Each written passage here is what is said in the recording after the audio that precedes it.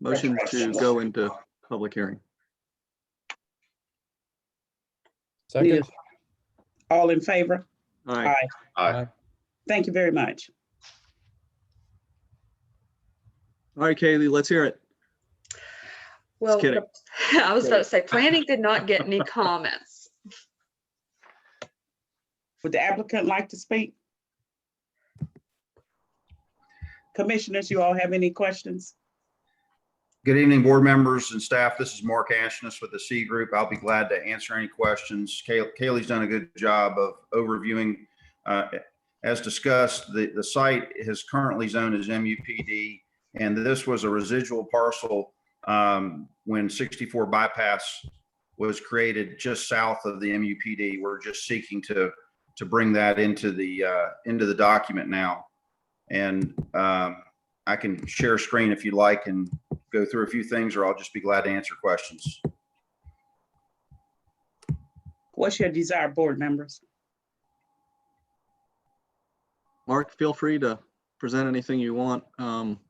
Point of clarification, that sliver was not owned by Echo Group at the time of the original MUPD, but is now. Is that correct?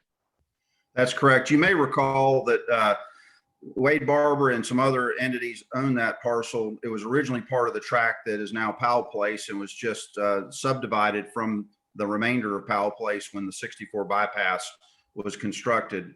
And we actually had agreed to place some accessible easements to that property when we did the original MUPD.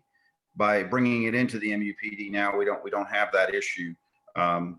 So it's a little bit helpful for us to have it within the MUPD. And this is Kirk Bradley. I'm on too, and Mark's going to go through a few things, but I'm happy to answer any questions. But we've also got a little bit more market intelligence over the last couple of years, which is why the layout looks a little bit different than it did in the original approval. So it's to do those two, accomplish those two tasks. Okay, all right, thank you. So Mark, do you want to go ahead Sure. and, okay, thank you. Great. So the piece that we were just referring to was this is that sliver. You can see it's a narrow, fairly deep piece of property that abuts the on-ramp to 64 West. And then the original MUPD as approved today is just above that line right there. It's not showing, Mark. Yeah, I'm not sure we're seeing it. Okay, let me try again here. Yeah, It says I'm screen sharing, but it may, We're seeing your screen, but not where you're talking about or pointing. Okay. I apologize. Let me, It's the proposed site plan, Mark. It's the same problem we had earlier today. You just have to. Here we go. unshare. Yeah. let's take a look at this one. See, is that, how's that work? There There we you go. go. There we go. mhm. Great, sorry about that. So this is the sliver. You can see it was hardly really developable, to be candid with you. There's a buffer here, and it was fairly narrow. So it does make sense for it to be brought in. There's some property that can benefit on each side of the buffer from that property now being part of it. I'm going to switch back over to the other slide now. Let me know when you see that. Yep. It's there. Okay, so now that sliver is now incorporated. You still see we have the same buffer in this general area right here. On the original plan, the apartments were located in this general area. I would call it the sort of the northwest area or just southwest of the Rotary that's now been constructed there in front of the high school. Basically what we determined is the area that we had initially assigned for the apartments was going to require us to split the apartments on two sides of a public street. So we've elected now to move the apartments over here to front on the 64 bypass such that it's totally contiguous. We're not having to bisect it. That also afforded us another opportunity. We needed a stormwater pond before this buffer releases back into the high school property. We had already identified a nice stand of trees in this area. So it allowed us really to create a second sort of open space corridor. We've always had this original open space. If you've been out there recently, you know that most of the site has been cleared. and there's a stand of hardwoods that's located in this area. So that still remains. The phase one plans that y'all have already seen are basically Northwood High School Road to the north, and then coming across here and then down the Northwood Boulevard back to 15501. The only change we've made in this area is within this internal loop right here, you see a lot 26. I'll zoom up in a little bit. 25, Mark. I'm sorry, 25. And the reality is it still may only be one lot, but on this revision, we're showing 2 lots there. As mentioned, Kaylee mentioned, we're showing 26 lots now versus 18. And I think in reality, we won't have 26, but it's easier to recombine lots than to create lots. So that's the basis for having an extra lot in this internal loop right here. This is a view shed buffer to the grocery site. Y'all have already approved the site plan for the grocery store, which is in this area right here. And then we have added a lot that's adjacent to the pump station, lot 9. And then we've reconfigured Fanning Drive in a different alignment from what was previously proposed. And this would be our phase 3 area now. Phase 1 stays the same, which is which all have already approved.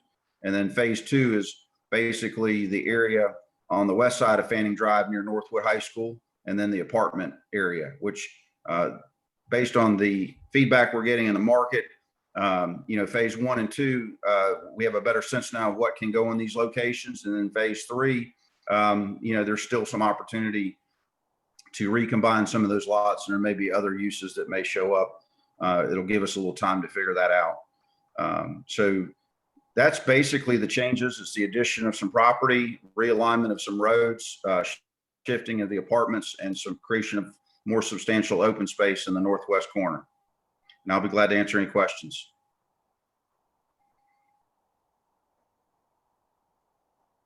Okay. Thank you very much, Mark. And questions from commissioners, please.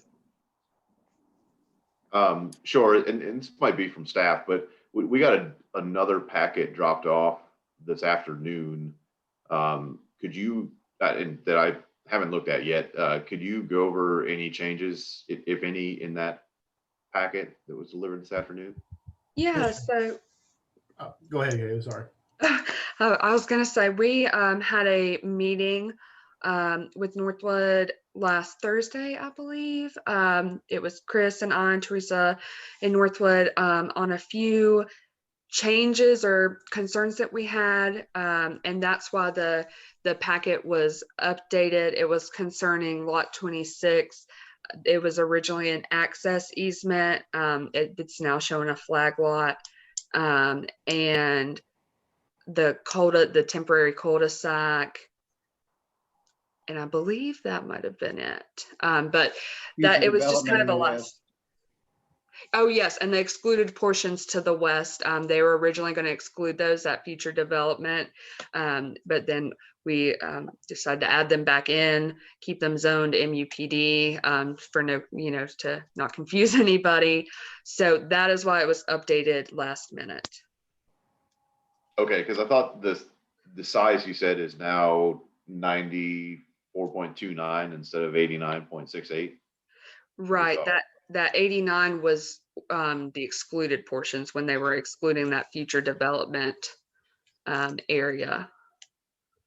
I could probably explain that too. So the MUPD that was originally approved was 91.37 acres. And when we initially made this submission to staff, we were going to remove this section here on the very western edge. This is a significantly buffered stream right here. There are some larger parcels to the west.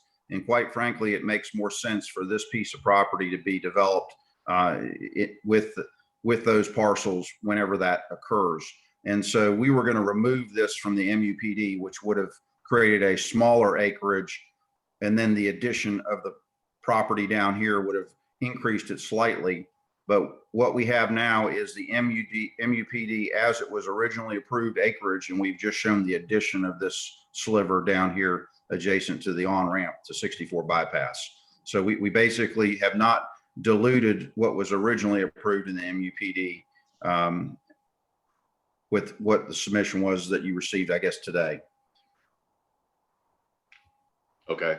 And the access to what is now lot 26 would be through the stream buffer? If it happens. That is correct. That's correct. This would be a private driveway that would come into lot 26.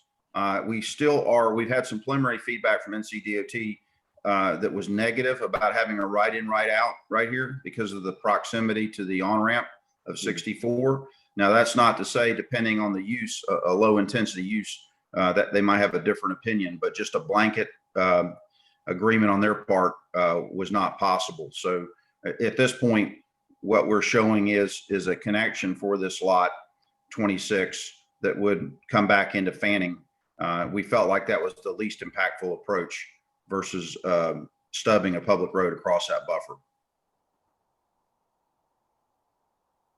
Okay.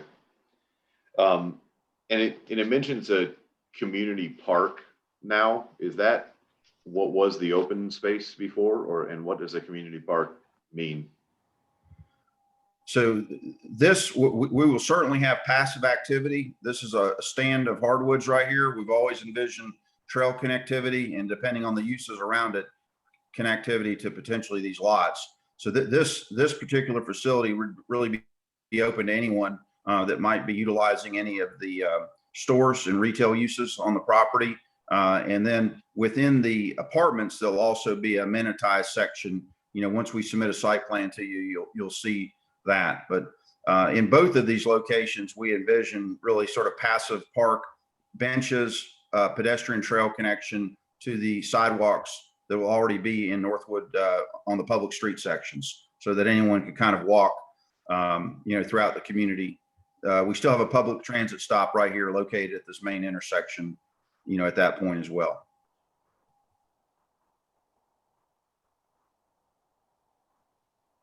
Okay, thank you.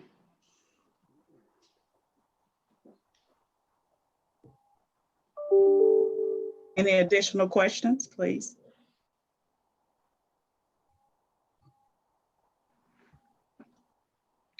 If not,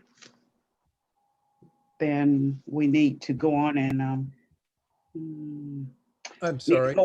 Oh, I do okay. have some questions. Mr. Ashness, I'm sorry that I didn't get a chance to look at the page of tree coverage plan, but do you have that graphic available? Sure.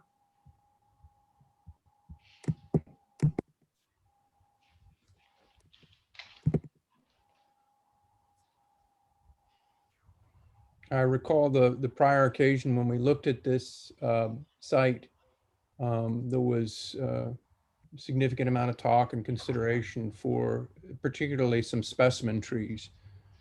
And the tree survey was presented and the drawings, and I didn't get a chance to see that in the packet that you've printed and presented to us, or that staff gave to us. But I'm curious to learn more about that.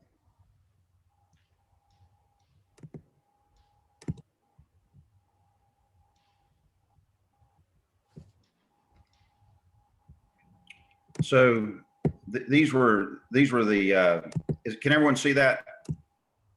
Yes. So these were some clusters of some significant trees that we had seen previously that we're still maintaining. And this was another area in the back. This was originally the apartment site, and we didn't have a tree save in this general location. And then we were able to identify some more trees, just doing inventory work out there. You can see this is the pond area just to the east of it. So this is basically what you're seeing for tree covers that's been identified on the property. You may know or may recall, or you may see it by going out there now. There was a large spoil pile that was utilized by NCDOT in this area. So you can see those are just seedlings that are coming up in that area right there. But this basically reflects the tree coverage for the property based on this plan. And can you tell us what these different colors and graphics indicate? Yes. So the trees in red are hardwood trees that are mature. They're going to be anywhere from 18 to 24 inch caliper or DBH. So there's some in this general area. There's more in there. These are just the key ones that we located. So at a certain size, we didn't locate them. I think if you've ridden by the high school, you can see in and sort of see the pocket through here at this location. There's more in that. And then there's more in the back here. Let's see here.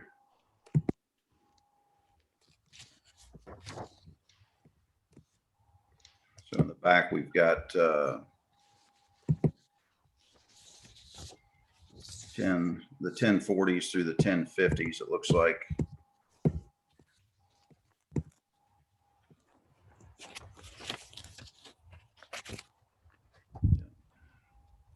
Those are typically anywhere from 10 to, it looks like 15.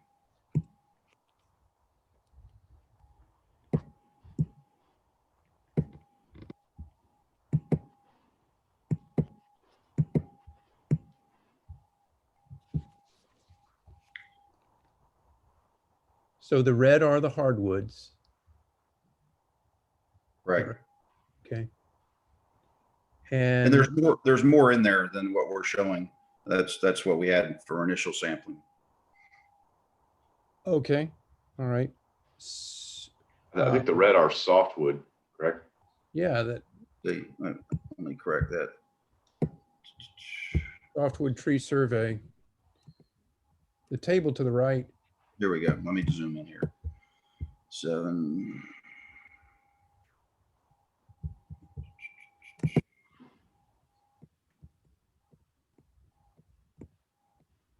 You're correct. My apologies. The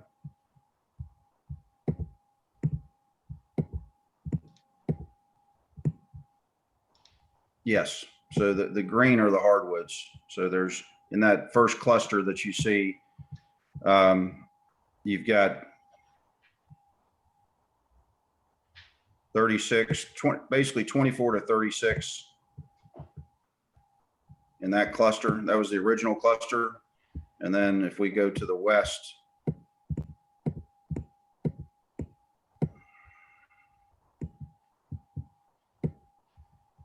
we've got 24 inch.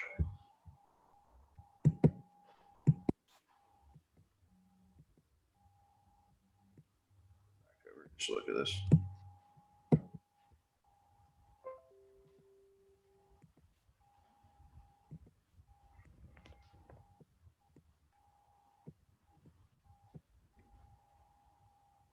So we're in the 840 to 850 range.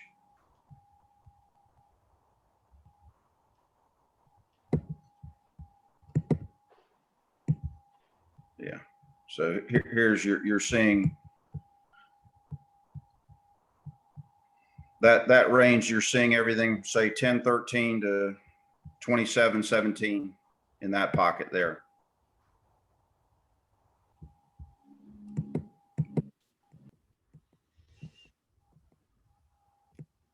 And how does the total acreage of these tree saved areas compare to the total project?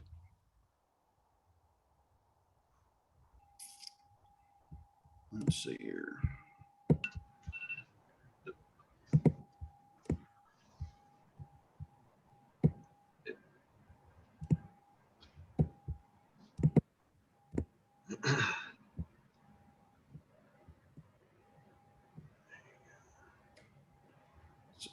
We're a little bit over.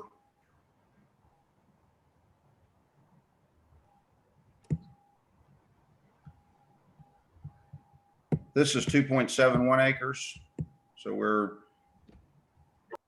the total tree save area is about just under 15%.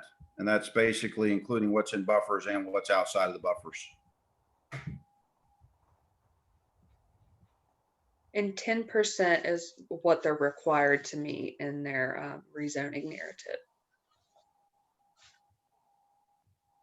Thank you, Ms. Mylands.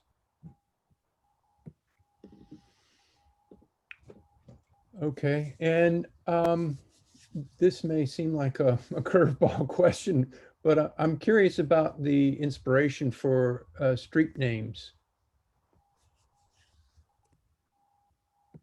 Can anyone from the team share about that? Just local history, and we had some others and they got kicked out, so it was kind of hard to find some ones that weren't. And so those are Fanning, of course, is the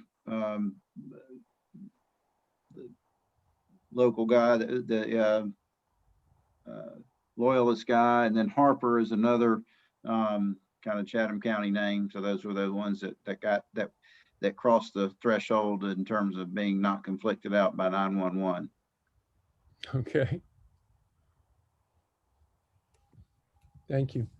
Had a few others that were higher picks, but they got clipped. So Yeah, and for those unaware about how the road names are picked, you basically have a set list of three. If you call E911 and say, hey, I'm trying to do a road listing, trying to name a street, you can either propose a name or they provide you a listing of names that you can choose from. And if there's conflict with another road in the general vicinity, they'll kick it out. You know, as you grow and develop, you know, so you don't have everything being called Chatham this and Chatham that. You know, they try to make it a little easier on our E911 response. So sometimes the naming roads can be a little more finicky than one might imagine. Thank you. So I'm not sure who this is for necessarily, maybe Jeff, but what I was able to find publicly on the website in regards to this hearing is a plan from September 21, 2020. I know the board was provided something from December, and then today we were delivered a plan from January 22nd, 2021. And then what we got last week suggested that we should continue this public hearing until our next meeting. And then what we received this afternoon suggested we should close the public hearing and send it to the planning board. So a lot of confusion about what we've been provided and what the recommendations are, I guess. And what the public has been provided in particular for this hearing. So what's the question, Kyle? I'll try to. So I guess I'm assuming the latest recommendation is what was delivered to us this afternoon, but I don't think that has been provided to the public. And does that work for the public hearing? Yeah, so I think you're right. I looked on the website today, and I think because we're having some difficulties with uploading things to the website, there was some planning items that was not included. So I can't really speak to, does the public have what they need to fully view the public hearing documents? I can't speak to that because I don't control the website. But I think staff's intent was for you all to hold the public hearing and to close it and send it to the planning board. Does the website have this information that you all received today? Probably not.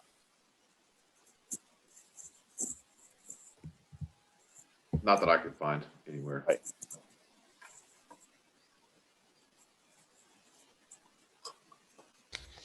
So would the board like for this to go onto the website for the public to be able to see that before we send it to the planning board? Yes, thank you, Mr. Shipp, for that observation. I would support that. And I'm curious, is it legal or possible to hold open the public hearing on a technical basis while this goes to the planning board, so that the Board of Commissioners can gather input, any input that comes from the public over the next 2 weeks? And meanwhile, the planning board can continue their work? Well, Commissioner Bonds, I would say that if the board wishes to hold open the public hearing at the Board of Commissioners level, that we refrain from taking us to the planning board until the board, given our process is Board of Commissioners public hearing, close the hearing, take it to the planning board for their consideration, then bring it back to the Board of Commissioners for a vote. That if the board wishes to continue this item to either the February 8th or February 22nd Board of Commissioners meeting, I think the appropriate thing would be to push that to the March 1st planning board meeting and then bring it back subsequently after to the either March 8th or March 22nd Board of Commissioners meeting for the vote, if you wish to hold it open. I agree. Thank you, Mr. Messick. Thank you, Mr. Kennedy. I guess my question in regards to holding it open, I think it's unfortunate the timing would push it to another planning board meeting. In essentially the non-performance of our website potentially would do that. But from what has been shown to the public, I guess the September, or what's available to them, the September 26 plans are the changes since then large enough to make a difference in regards to the public hearing? Well, I don't know if necessarily you want to say the changes are large enough, but the reality is that the public still needs to be able to see this before we send it, in my opinion, before we send it on to the planning board, whether it's a small change or very large change. The public has the right to view what is going on in reference to these particular plans, in my opinion. So it would, whatever the preference of the board. Paul, please help me understand. I think, at least I've experienced it in jurisdictions where the public hearing is held open while other advisory boards do their work. And that has not been a violation of any standard of review. And it seems to me that we could, I think, hold it open for until our next meeting and still have this go to the planning board in February. I think it's the 1st or the 2nd, probably the 1st, I think. Let them do their work, and then we could reconvene our meeting and hold the public hearing open, close the public hearing, and even vote on it that evening if we so desired. Well, you're probably right from a technical legal standpoint, but Commissioner Baldwin's probably right from a policy standpoint as well. So it's really up to you as the board to determine whether you want to keep it open and let the planning board have the benefit of all the comments that you may have received during your public hearing, or receive only the ones you've gotten tonight, which I don't remember having been any, but at any rate, you can do it either way. But legally, you don't have to keep it open from being referred to the planning board, I don't think, because the legal notice that was published in the paper, which is probably controlling, says that the plan could change from what was in effect at the time that notice was published. So it's a matter of your policy rather than anything else. Well, I think we could have the correct documents or the most up-to-date documents available for public scrutiny for several weeks, and people could provide us with their feedback at the next meeting. Meanwhile, planning board's looking at more of the technical issues. I would advise the board, and I'll allow Mr. Messick to speak on the legality of anything, but I would speak from precedent and practice of, while it may seem convenient for the benefit of sent to the planning board, think about the next time something like this may occur, or something may be requested of something maybe more controversial than this item. And someone says, well, previously with the rezoning item, you sent it to the planning board without moving forward and closing the public hearing at the board level. So I'm going to go ahead and ask the board to go ahead and send it to the planning board, hold the meeting open to expedite the process. Again, staff will accommodate whatever the board wishes, but I would just caution the precedent of, and again, this may have happened before, I don't know, but the precedent of doing something like this where on another project, you may not be so amenable to doing so. Well, I hear what you're saying, Chris, and I appreciate it. I hope that as we move forward with our policies and our schedules and whatnot, that honestly, that the planning board reviews this prior to us having a public hearing, and that their input is part of the evidence, if you will, of the public hearing. I wholeheartedly agree with that. That is much more of a common practice. Right.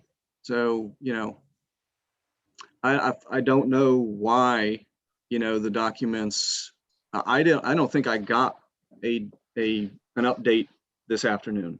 Now, I did wander into the planning department with some materials I dropped off on Friday, and that's when I may have received the latest. You received the latest copy on Friday. We had Okay. a bit of a hiccup, if you will, within our operation, that the packets were available Friday. They did not make it to the board except for you on Friday because you happened to be in the office Right. as they were about to go out. However fortuitous that was, you received the packet in a timely manner. Everyone else should have received their packet this afternoon. And we certainly apologize for that.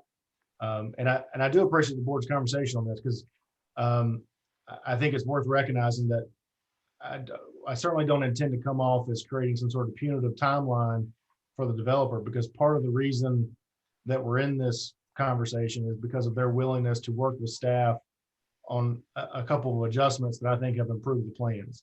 You know, we had a conversation about the access easement versus a flag lot type thing for lot 26. We talked about open space. We talked about you know, incorporating the full acreage. So we think staff has been working diligently to provide both the board and the general public the best plan set possible. So I hate to seem punitive to a developer who has tried to accommodate some last minute staff comments and the fire drill that created for his team. But again, I am very conscientious to the legality of it and any precedent that an alternative arrangement of scheduling meetings would thereby create. I think the biggest change, at least that I can recognize, is bringing the piece of property called future development here in orange to the left of our screens back into the fold of the MUPD. I mean, it really doesn't look different to my eyes. And yeah, I think it would be problematic to the developer to have a, you know, month and a half, 2-month delay. And I appreciate the idea that we would be setting precedent, but I do think we should be considering the circumstances under which how this came to be and what is the real you know, change to this plan to the one that was posted online 2-3 weeks ago. I agree. I think unfortunately, the latest one posted online for the public is from back in September. It is not even the December edits. But I definitely don't want our website woes to affect. And I think if we could, I would support in this case leaving the hearing open until our next board meeting, in concurrence with sending it to the planning board. I don't think we have a great mechanism in general for getting comments from the public hearing to the planning board anyway, unfortunately. So that's not something that we generally do. Well, to that direct comment about the versions, Mr. Ashnes or perhaps Teresa, do you have a copy of that September plan, just so we could maybe visualize that of what the changes may have been in those two versions? Again, that may make it more clear one way or another. I've been looking at, I mean, I think it's largely the same as well. It's labeled lot 25 instead of lot 26, and there's 5A, 5B. I mean, I don't think there's major changes from that one either, which again gives me confidence that whoever may have been interested from the public would understand the general idea of what's happening here. But That's correct. The plan that we submitted in September when we started the process reflects the open space is basically identical to what we proposed then. We originally proposed a split lot there at 5, and we're instructed to renumber that, so we did not have an A and B lot. And then this was shown as an easement to lot 26 here, and so we've changed that recently. And this was shown to be removed from the MUPD, currently zoned in the MUPD, and we just had taken that off the submission. So that area was brought back into MUPD, which it is today, part of the MUPD. Then it seems like phase 2 and phase 3 changed which lots are included as well. This has been phase 3 all along. So the area that we're showing as phase 2 is the same, should be the same. It's different on the September 21 plan. It just shows lot 25 in that case, or 26 in this case, as phase 3. So let me clarify something real quick as well, Mark. There is a set of plans that was uploaded on the 11th when we set the public hearing. This is a December 29th set of plans, which is the latest set, which is the set right before this one. So I'm assuming that one was open for public knowledge as well. Is that correct? I think what Commissioner Shipp says, he can't access it, Mitch. Mitch Craig is the person who's just speaking, who's with CE Group as well. Yeah, that's where I got it, was on the Town of Pittsburgh Board of Commissioners website. Okay. Oh, no, I think you're right. I mean, and again, our website is a mess, frankly, and we're doing the best we can. I think that is in the packet from last meeting, setting the public hearing, but not on the planning department website about this rezoning. There's a difference there as well. So I really don't want to like bog this down about our website woes, but I think it would be good if we held this open until it was clear. But I think that we could get it to the planning board. So sure, make sure I understand that the plan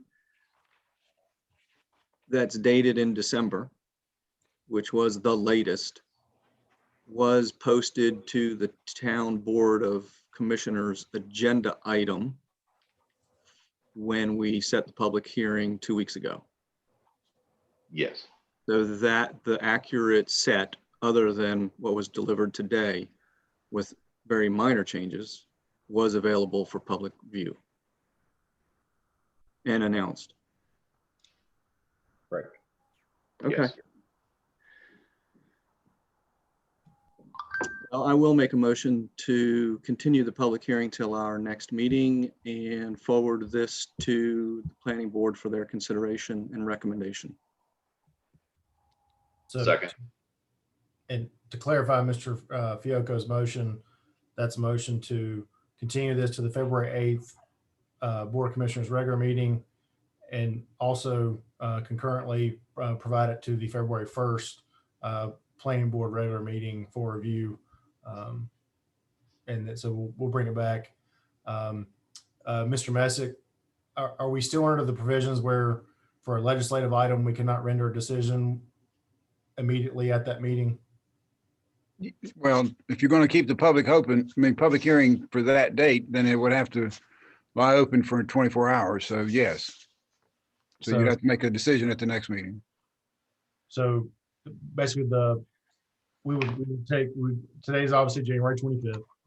We will continue the Board of Commissioners meeting to February 8th. What in between, we'll have a planning board meeting on February 1st. Due to the restrictions for legislative meetings due to COVID, after the closing of the Board of Commissioners public hearing, we must leave the comment period open for 24 hours. So therefore we cannot technically vote on this until the February 22nd Board of Commissioners meeting. So it'll be on your next two agendas, as well as the planning board agenda in February. I just wanted to lay that out so everyone's clear about where this is going and where we need to be to hit those marks. Got it. Thank you, Chris. Yes, sir. So thank you. So let's hear think it's been moved. Who seconded? I did. Okay, Commissioner Ship. So so we need to vote on that particular motion. So all in favor, please indicate by saying aye or raise your hand. Aye. All of those which are not in favor of that, please indicate the same. Commissioner Bonnets, I didn't hear him. Yeah, I'm sorry, Ms. Baldwin, I weighed in favor. Oh, okay. I'm sorry. I do apologize. I didn't see you or hear you. Okay. So it has been moved and properly seconded. So we will indicate, I'm not going to repeat all of that. We'll indicate that we will simultaneously continue. We will hold open the public hearing and simultaneously continue allowing the comments from the public as well as the planning board to continue to review.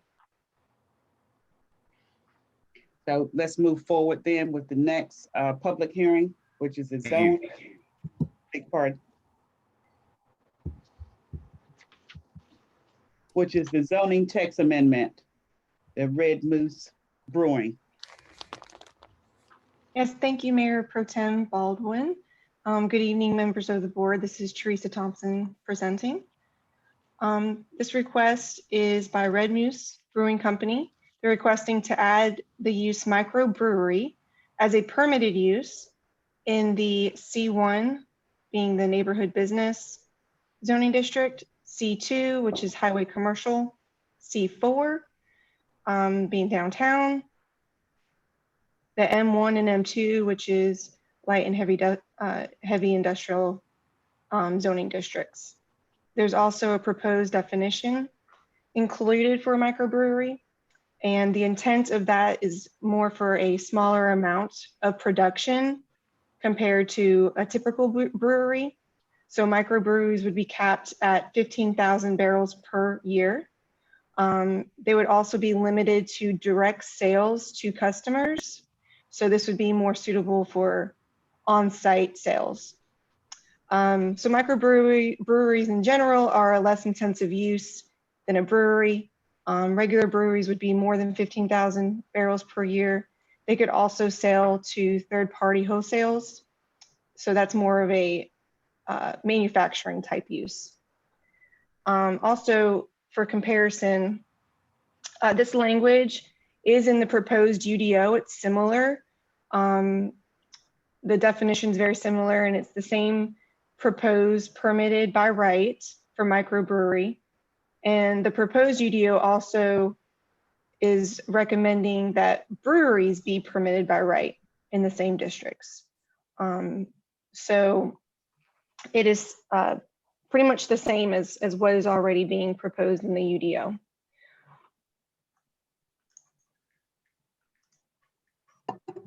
Staff also included a map to give the board an idea of where these the proposed zoning districts would be, where microbreweries would be a permitted use. And it's pretty much every non-residential zoning district minus the office institutional zoning district. After the public hearing, staff recommends the board to forward this to the planning board for recommendation. Please let me know if you have any questions. The applicants are here as well, Brandy Morris and Daniel Jenkins, if you would have any questions for them as well.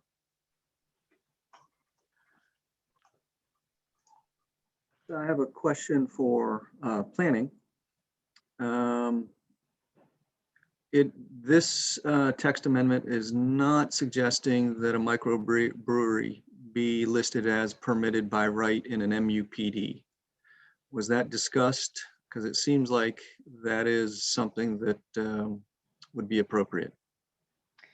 So MUPDs, it's a little confusing with the table of uses. There is an actual MUPD district, but when you go through the MUPD process, the applicant can propose different uses as well. Like for example, Northwood, I think if I remember correctly, their master plan proposes to allow all the permitted uses that were listed in the highway commercial zoning district. So that's established at that time of the MUPD request.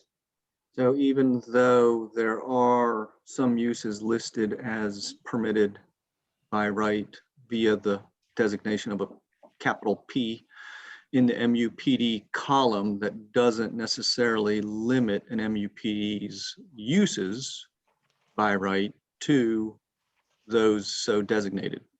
That's the way it's been interpreted in the past. So So really but don't we- even need to have any designation in the MUPD. Yes, sir. That's the way that, from what I understand, the MUPDs have been permitted in the past, where they can establish their proposed uses. So we could go ahead and add it in the MUPD as well, just for clarification. Yeah, I wouldn't mind doing that, but it might be short-lived if we follow through with the UDO and make other adjustments. But yeah, I would support that. Okay. Teresa, do we have any other uses listed as permitted in the MUPD? Sir. Okay. Yeah, we do. That's the odd thing, Chris.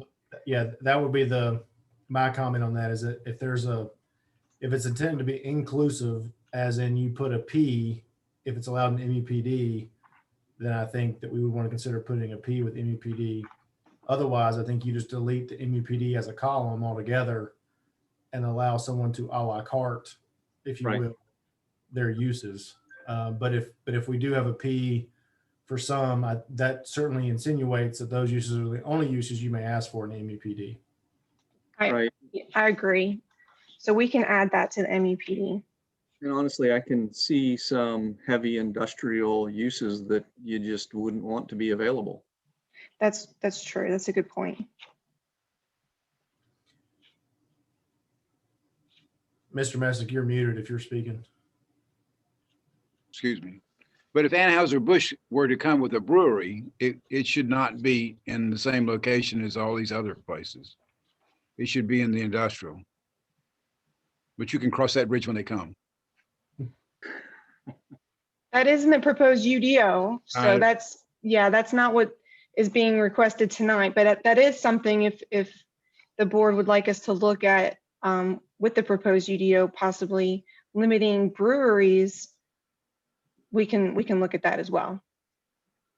We're Yeah, just that's good. proposing what Clarion Associates drafted. And that's, as of now, that's what's in the proposed UDO. I think that would make sense, because right now we essentially don't have a distinction between brewery and microbrewery proposed in the UDO in terms of location. And we So- certainly don't want to use the federal definition, because 2 million barrels a day is the federal policy. Sam Adams, there's a pretty interesting list of information if you ever go down a wormhole, really, where they petitioned to change the definition of a microbrewery so they wouldn't be labeled as macro. So they changed it from 1 million barrels a year to 2 million barrels a year.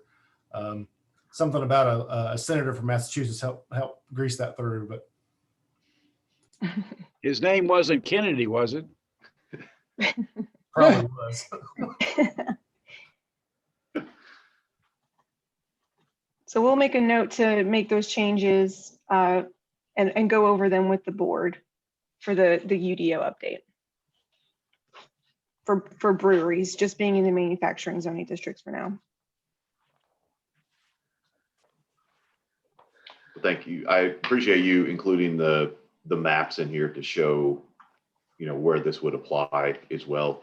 And I still don't necessarily think that we should include letters from the applicants talking about specific cases, as I think it can add to some confusion. And in reading that letter, I'm not sure that it necessarily that letter applies to microbreweries in general with everything they're talking about doing there. But outside of that, I think that this would be a good thing for Pittsboro, and certainly pulling up some of the updates from the UDO, and I think it's reasonable.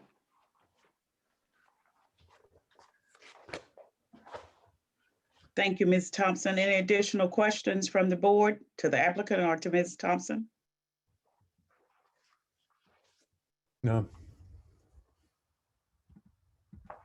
Well, I'll make a motion to forward to the planning board. Second. All in favor, indicate by saying aye Aye. and Aye. raising your hand. Thank you. And I'll make a motion to go out of public hearing. We need a second, someone. Second. All in favor? Aye. Aye. Thank you. So now let's go forward to the next agenda item. We have no old business, no new business. So let's move on to our miscellaneous, which is the Town of Pittsburgh Town Hall construction status conversation. Well, Ms. Baldwin, I will kick it off for us. We've got the esteemed Taylor Hobbs and Siobhan Moore with us tonight from Hobbs Architects. I'll allow them to do the vast majority of the speaking. I see Graham and Anna on the call as well, in case we need some more support. But we really wanted to just bring this back for the board. Obviously, we're all aware of the town hall project, all eagerly awaiting that construction and getting that off the ground, literally and figuratively. And so knowing that we have the site plan for the project coming to the board on February 8th, that's our schedule we have for that to bring it to the board. Knowing that there'll be probably some site plan comments, but also just some general updates and some strictly miscellaneous kind of conversation pertaining to the construction and where things are at. I thought it would be good to kind of bring the team together that's been working on this to allow the board to hear from them where we're at with the process, where we think we're going to be heading, some of the timelines, some of the construction, and really just to ask anything on your mind or heart about Town Hall. And so I'm appreciative to these folks, our technical representation, representing us as the town for what I think is going to be a really tremendous project. So I appreciate their time and making themselves available to talk to the board tonight. Certainly, I'm here to talk about anything from the staff perspective, but I trust they'll be able to answer the vast majority of your questions. So with that, I'll turn it over to Hobbs and allow them to show the pretty pictures and not me. Thank you, Mr. Kennedy. It's great to be with you all tonight. As you know, we've been working on the construction documents phase. I believe the last time we were in front of you was the design development drawings with getting approval to go into construction documents. We are now through construction documents and basically have added the final details to the last drawings you've seen. What you'll see tonight in many ways is just going to be a refresher. There's no big new items to show you or different information. There's more detailed information should you want it, but it's basically an update. Like Mr. Kennedy said, we'll be in front of the planning board next Monday night, I believe. And as you know, we have been working with the town and Wooten Company on getting various documents together for the application to the USDA. I believe all that's in order except for some final financial documents from the town. So that's appears to be in good shape. And again, tonight is really just an update on our final drawings and to answer any questions you may have. As Mr. Kennedy said, I'm joined by Siobhan Moore, formerly Siobhan File of our office, and Grim is with us tonight as well. So with that said, Siobhan, if you would please take us through the presentation for tonight. Sure. Hello and good evening, everyone. I do believe the last time that we were with you was the last publicly held meeting. I think that was the very last one. And we were talking, it was shortly after our DD presentation, but we were talking about the specifics of the generator. And we've worked through all that. So that's a good update from last time we met. I'm just going to walk you through the site plan as it is, the floor plans as they are. I'm not going to dwell on any particular area unless you want to look at it. Certainly raise some questions, and then kind of cycle back around to the renderings that we've seen, and then the estimated construction budget from our construction documents package. So this is the site plan, lower level of the parking deck. This is where the site connects into Salisbury Street. I think everybody's familiar. We're accessing the lower level parking deck from Salisbury Street. In green is that deck. In purple is the building. And then in yellow, that's the existing retaining wall and what we're doing to buffer and support that existing retaining wall with a series of buttresses. This is the upper level of the parking deck and accessed from Hank Street. And it's roughly the same as what you've seen before. There are some changes I can think of since the last time you did see the project. We had to add a stair in this corner for egress purposes. We've worked closely with the Department of Insurance in making sure everybody can exit this building safely. We've gotten their approval on all things code related for the building. But the one thing that we did find that we needed to do was add a stair to ensure people can get out of that back corner, which is essentially below grade on the lower level. We've also added some additional vehicle barriers for safety purposes, and some of those things were added since the last time you saw this plan. We have the lower level, the first floor of the building, which is designated for the town, with the council chamber that you all are familiar with. This floor is designated to be the offices of finance, the finance department, with I'll say a kind of a building core of the elevators and the restrooms and the stairs at opposite corners of the building. This connects out, this first floor connects out to a plaza, a public plaza off of Salisbury Street. And then the second floor is currently designated for the County Board of Elections, with a site for holding actual elections. Along the front, along Salisbury Street, and a conference room, a large conference room on that corner, and then the rest of the space for both storage and offices. The third floor designated for County Health Department currently, and that would be part of the lease agreement that the town and the county are coming to terms with, I believe. So a series of offices, again, another conference room.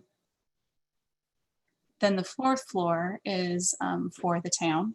It's designated for the town, and this is the planning department and town manager and some additional staff, with another conference room up here on this corner and a roof deck that's accessible from this floor. Some views that I think you'll find familiar. So from Salisbury Street, this is looking from the southeast to the building, kind of a little bit of an aerial. From the southwest, also along Salisbury Street. So one of the things that we've done here, we've talked at length in the past about the potential for adding solar to the project. So in our structure, the structure for the building, we've accommodated along this roof line along Salisbury Street, we've accommodated the potential for solar panels to be added. So structurally, we have the ability to support solar panels if they're added there in the future. And then we also have the infrastructure for the electrical in the project too. And then there's an update on the, we have an update on the construction documents estimated construction budget. So the base bid of the project is about $15.8 million, broken out by about 1.2 for the site work, 2.8 for the parking deck, and about 11.8 for the building. And the way that we've now separated out alternates are, we've discussed alternates quite a bit in the past, but the way that we're seeing them now is how we're actually going to bid them. and what portions of the building can we separate out into a discrete package that the contractor can bid and give us an idea on bid day. It gives us a lot more flexibility to pick and choose what is included in the project. It gives you a lot more options when it comes time to getting under contract. So we've separated out the AV systems and then the various components within the designed AV system. We have the underground stormwater detention and treatment, the full building generator. We also have an alternate for the partial building generator. Only one of these would be chosen. If one is chosen, because it's not required for code, but if one is chosen, the only one would be chosen. So in our total down here, I've included the most expensive one, the full building generator. I've also separated out window coverings, the council chamber seating, and then sunshade devices. So these are all on-site bid alternates for the building. And that total comes to 16.7 roughly for the construction budget with on-site alternates. And then we move on. Sorry, quick question on that. It seems like some of those alternates, like we would have window coverings and seating for the public in the council chamber. Yes. So how are those alternate, I guess? So the way that we've looked at alternates might be a little bit different than how we've thought about alternates in the past. Not that the building will really only be operational for the town and for the county if it has an AV system, right? Mm-hmm. But having a number associated with it on bid day, we can more easily negotiate if the costs are more than what the town would like to go under contract for. So if I have a number for window coverings through the general contractor, the town might be able to find a better source for window coverings actually, and go through what's that called, Taylor? Do you remember? There's for state or for municipal organizations, for public organizations, you can actually get window coverings sometimes under contract. State contract? Yes, thank you. Okay. So it would give you an idea of whether it's way more than we thought, if it's less than we thought, and there would be a point of negotiation. Because if all of these line items are just in the base bid, we have no way of really knowing what they assign to that piece. Now, of these alternates, the only one I have bolded, which is I say is necessary for building functionality. It's really necessary for the building to be occupied. So the only one that's necessary for the building to be occupied is the underground stormwater detention treatment. Okay.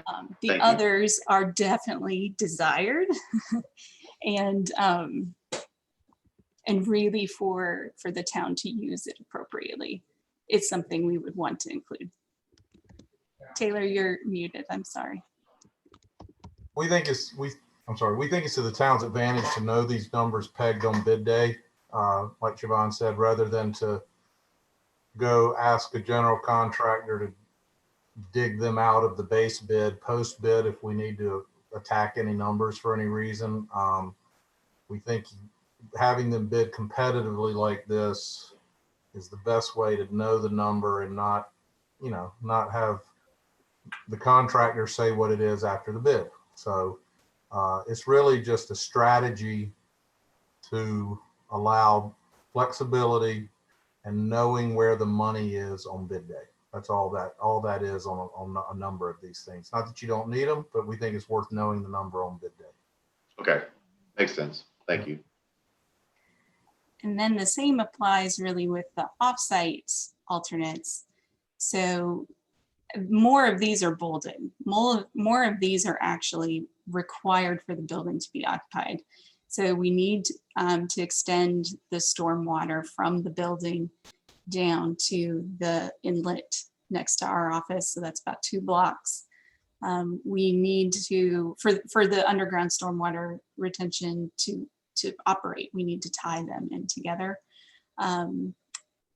The others that are bolded, the CenturyLink overhead cable relocation, that has to happen for the building really to come online, for the site plan to be able to proceed as designed, because currently the CenturyLink overhead lines are in the way.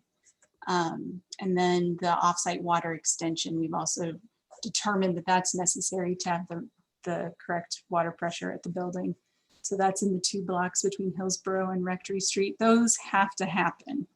But for these offsite alternates, having a number associated with those on bid day, actually, there might be other funding sources for some of these offsite improvements too.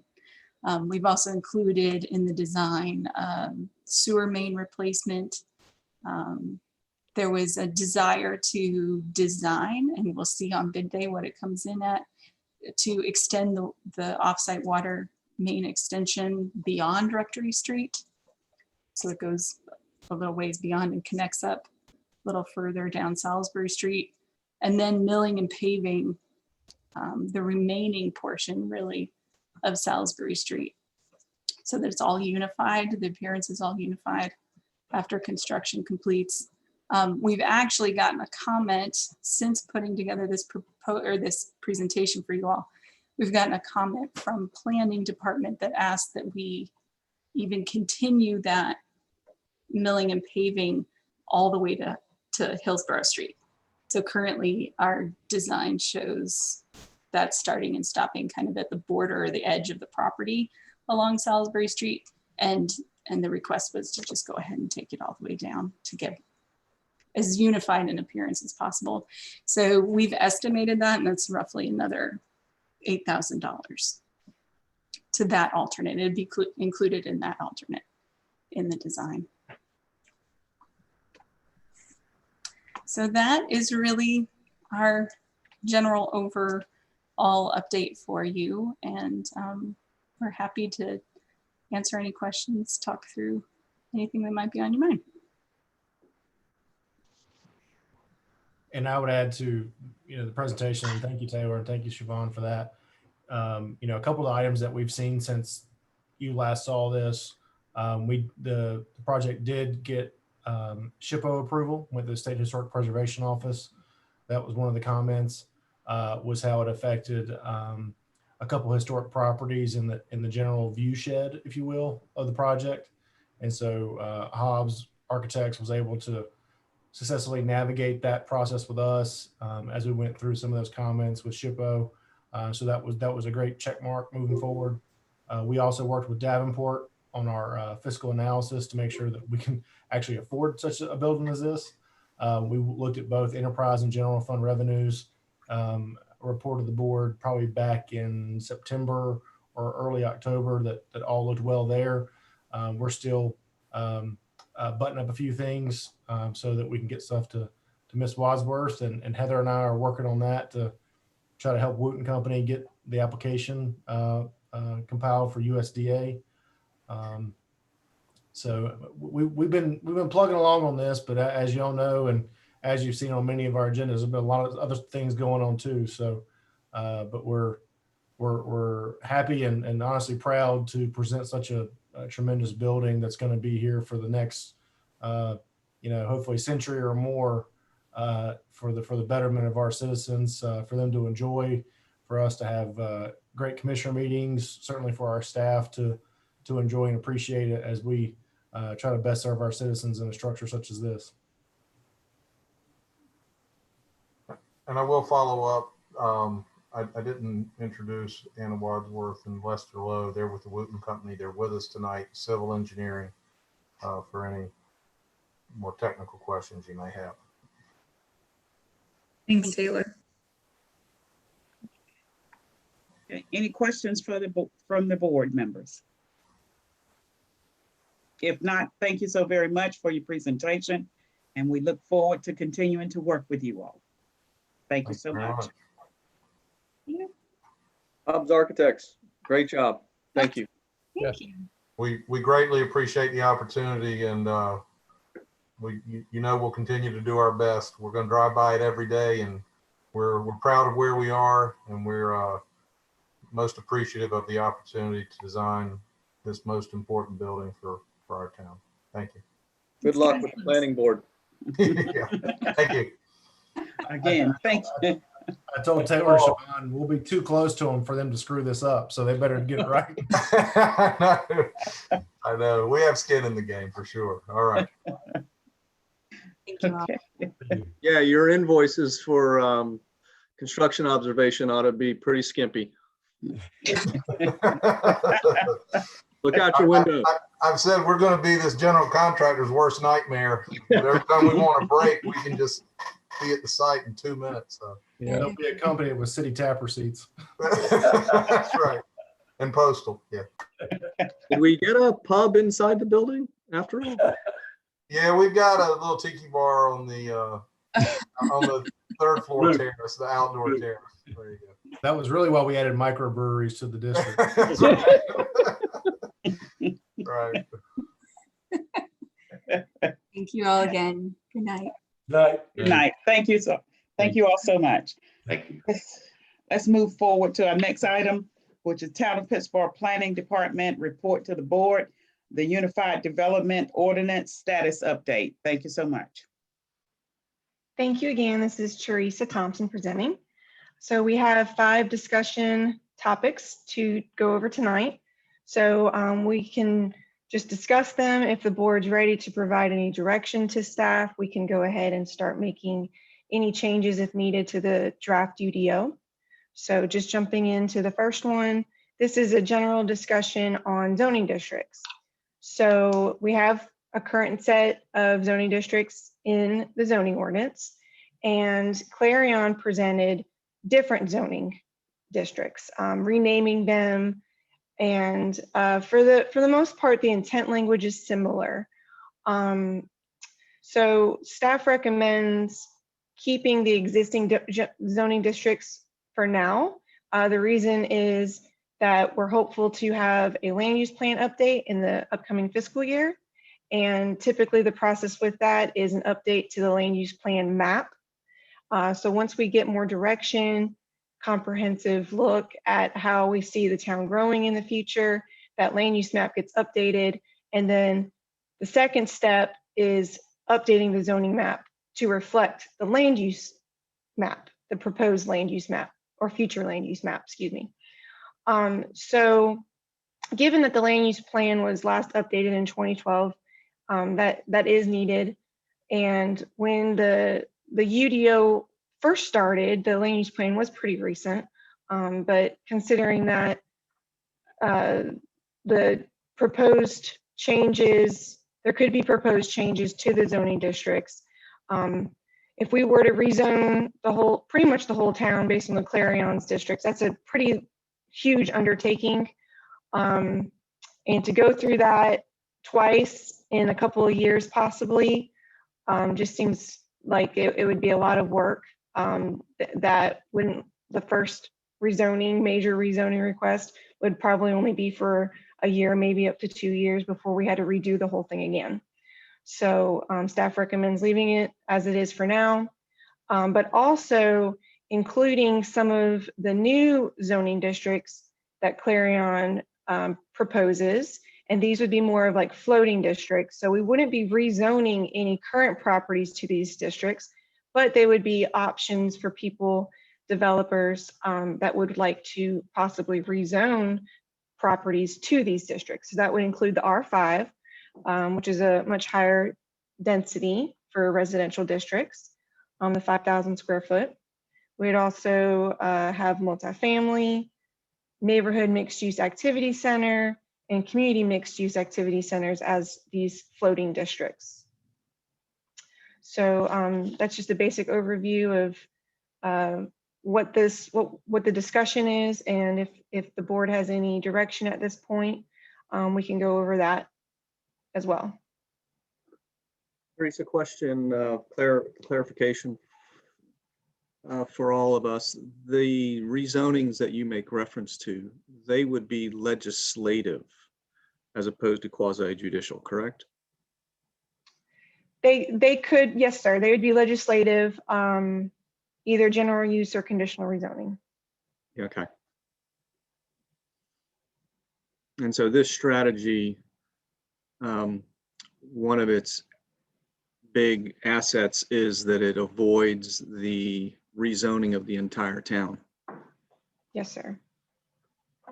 I will say that going through the latest UDO markup, one of the things that I think I prefer is the general description of the zoning district from the draft UDO versus our current zoning ordinance. It has a little bit more of the flavor of, I think, where we're trying to get to.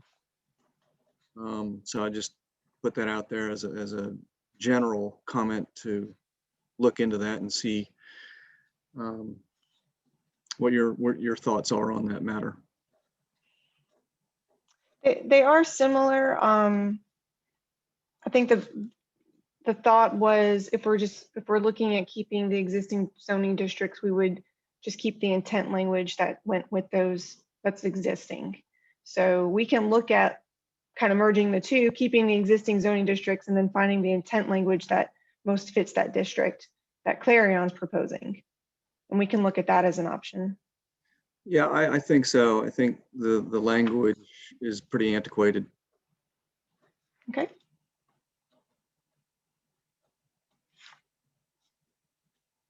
And I guess you're suggesting that in however long it takes us, once we update the land use plan, that then we would rename the zoning districts as we rezone according to the new land use plan, or we would, or As you're not? needed.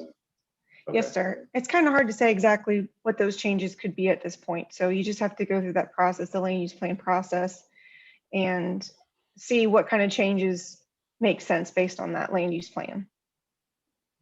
Yeah, and Commissioner Shipp, one of the things that we'll go through with the future land use plan update is that it's not only the shift in, nomenclature of your district, but as you look at future land uses, you may identify other areas of town that historically have been,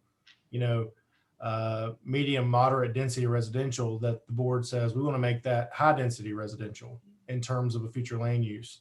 And so there might be a rezoning of properties that create a higher intensity. So you could have your current zoning today, change that to a Clarion nomenclature, and then a year and a half from now, change completely to not just a revised name, but also a revised zoning district altogether. Mm-hmm. And so in order to try to understand that updating our UDO, updating your future land use plan does create some volatility and people not knowing what they are or what they aren't.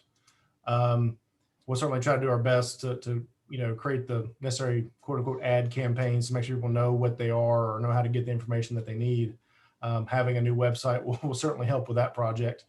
But in order to try to reduce some of the volatility and then rezoning the entire town and then going back a year and a half later and rezoning some or all of those properties again, we felt it best, especially with this project and how it's proceeded on with time and kind of lagged, that we just proceed forward with our current districts and handle those accordingly as we do the future land use plan update, which is generally when those zoning changes are contemplated.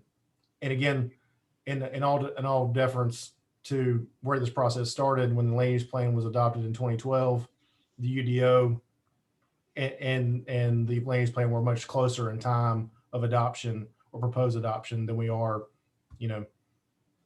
7, 8, 9 years later. Sure. Okay. Well, I will say that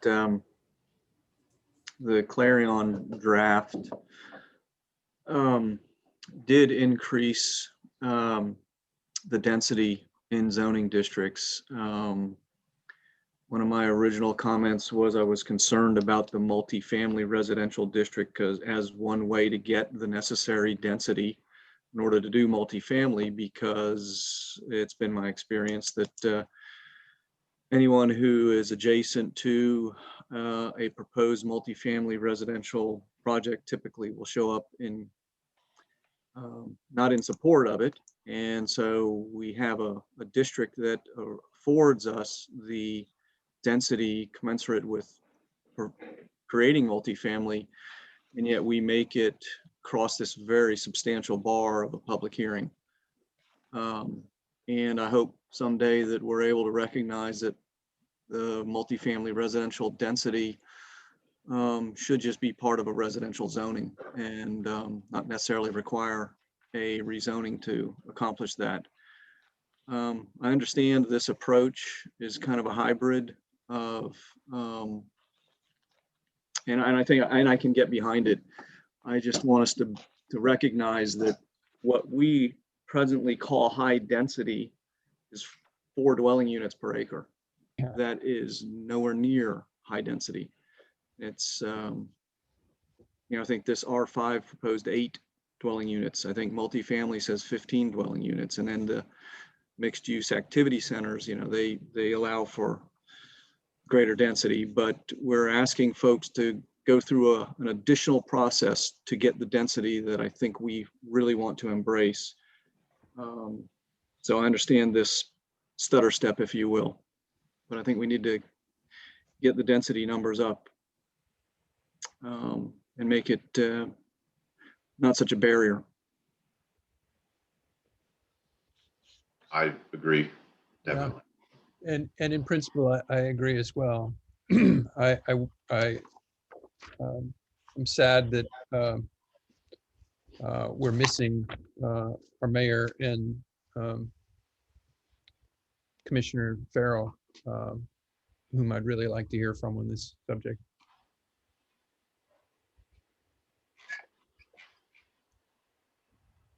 Yeah, I think in general, and I think the mayor and Commissioner Farrell, since they've been such advocates of affordable housing, anytime that you increase density, you more times than not, it's not always the case because sometimes it just becomes profit. But more times than not, you're providing better opportunity to provide affordable housing than you would otherwise, because the necessary infrastructure required is generally neutral. So the greater the density, the more likelihood that you can lower those costs to provide both attainable and affordable housing. So I feel very confident in their absence in saying that Commissioner Farrell and the mayor both would very much support more opportunities and more solutions within our UDO to provide that density so desired, to provide that type of housing. Yeah, it's I definitely agree with you, Mr. Kennedy, from what I've been reading about increased density. I guess the reason I lamented their absence is that, it's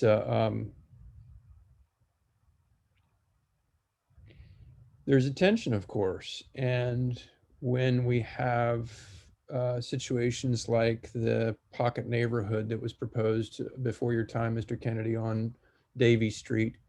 It was originally proposed as 9 units on a single lot and pretty high density. And then I think in the end, it came out to 10.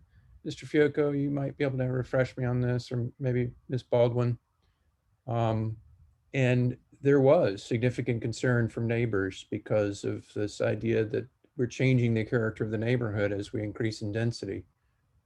And these are conversations that we as a community will need to work through. And I hope that we're all able to learn together about a future of greater density, because I feel like it's important and necessary.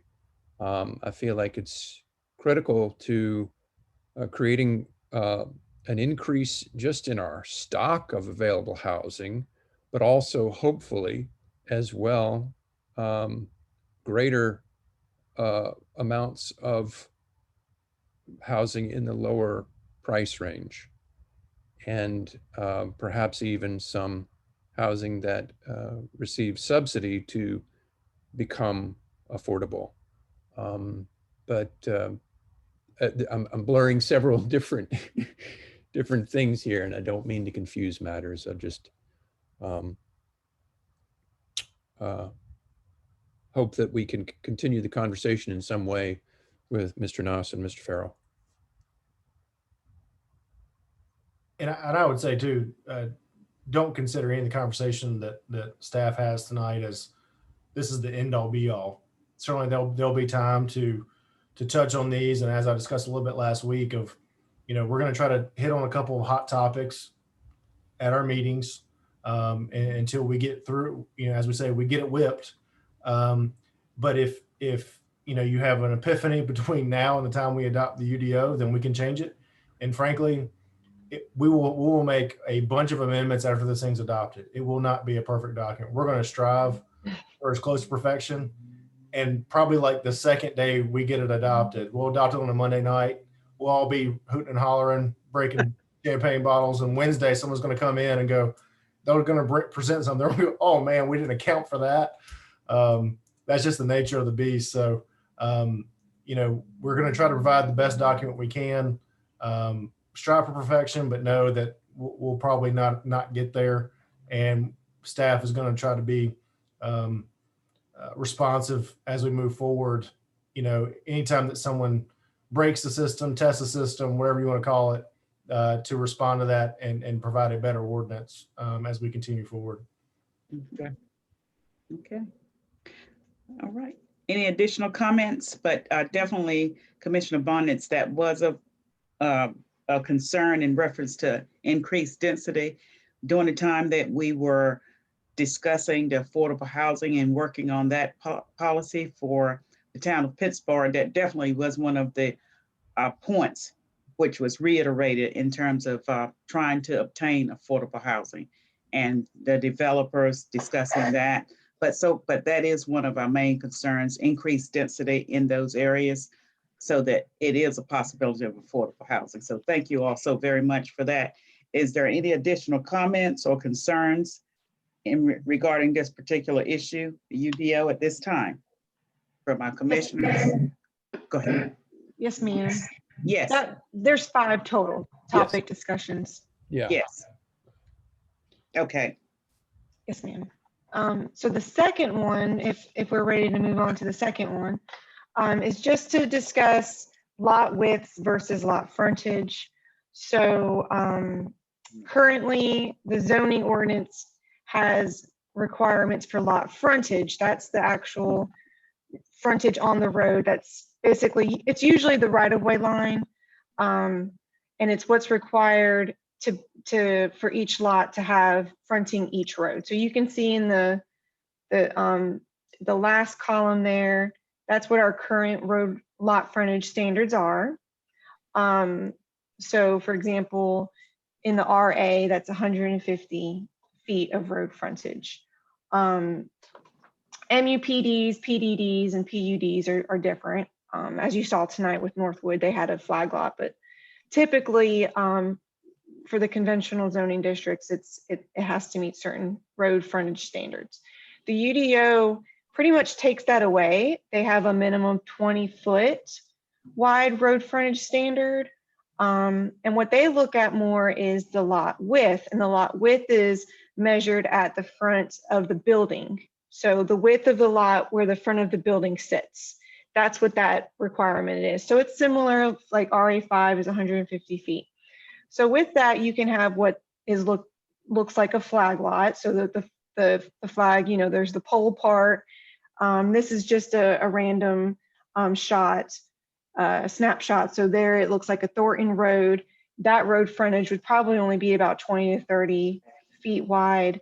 The road frontage on the other side would be much larger than that. So the UDO would allow what you would see on Thornton Road. And so this is just a general discussion. From what I understand, there was a preference from the prior town engineer for more of a uniform type look on roads, where there was a preference for the road frontage to be 150 feet. And I think that also had to do with utilities and kind of understanding, like, this is where you would expect to see driveways. Having a flag lot, it can be a little more creative way to subdivide land. And it's really just a policy type decision for the board to consider. So it's really, if there's a preference one way or the other. Like I said, the UDO just proposes the lot width and a minimum 20-foot road frontage. So we're just wanting to make sure that that's the direction the board wants to go in, or would you prefer to stay with the more uniform type look of a larger road frontage? And again, this is just for discussion. So if the board's not ready for direction tonight, that's perfectly fine as well. Well, I think flag lots are fabulous devices for creating dense and neighborly communities. The question I struggle with is, let's say a townhouse development, okay, that each unit is on its own lot, but the unit's only 25 feet wide, 30 feet wide. So can it actually exist on an R15 zoning district? Because you've got a lot width of 100 feet. So it seems to me these types of pretty large numbers, exclude us from some of the housing types that I think are really very valuable for density and affordability.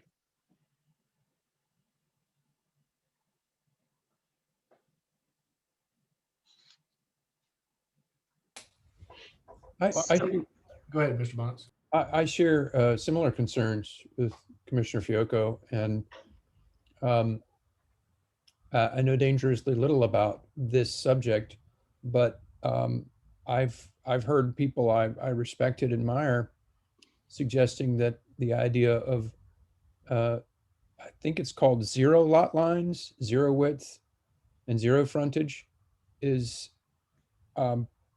something that we ought to think more carefully about because of the opportunity it affords for creativity in increasing density and squeezing housing in where we really need it, which is in the walkable areas of our town. So I'd love to hear thoughts from staff in particular on this subject. Yeah, in that direction. Well, yes, sir. Talking about increasing density, then especially looking at existing lots in town, there's several lots that actually cannot be subdivided because of our frontage standards. So for example, if you had a lot that was similar to like this yellow outlined lot, they wouldn't be able to do that today and utilize existing acreage in town. And actually, I've come across a couple of those situations since I've started here, where someone wanted to subdivide and to build an additional house, but they didn't have the road frontage standards to do so. And I would say if you want to go to a true zero lot line type construction, I think you're going to run into, or we're going to run into problems with watershed and impervious surface. While it sounds great in a vacuum, and I think there's probably a lot of great applications for it. I'd be concerned about the environmental impact of whether you could really achieve something by doing so. Perhaps it could provide the utmost flexibility and allow folks to really, be flexible with market conditions. And again, they have to build something that someone's going to purchase, so or rent. So the idea being that you could provide, the ultimate freedom to go with something, and obviously you have to adhere to impervious surface and those types of things. There will be other constraints. It's similar in nature to some of the conversations around having no minimum parking and just allowing the market to dictate how many parking spaces are needed. I think that works very well in some applications, especially those with transit services.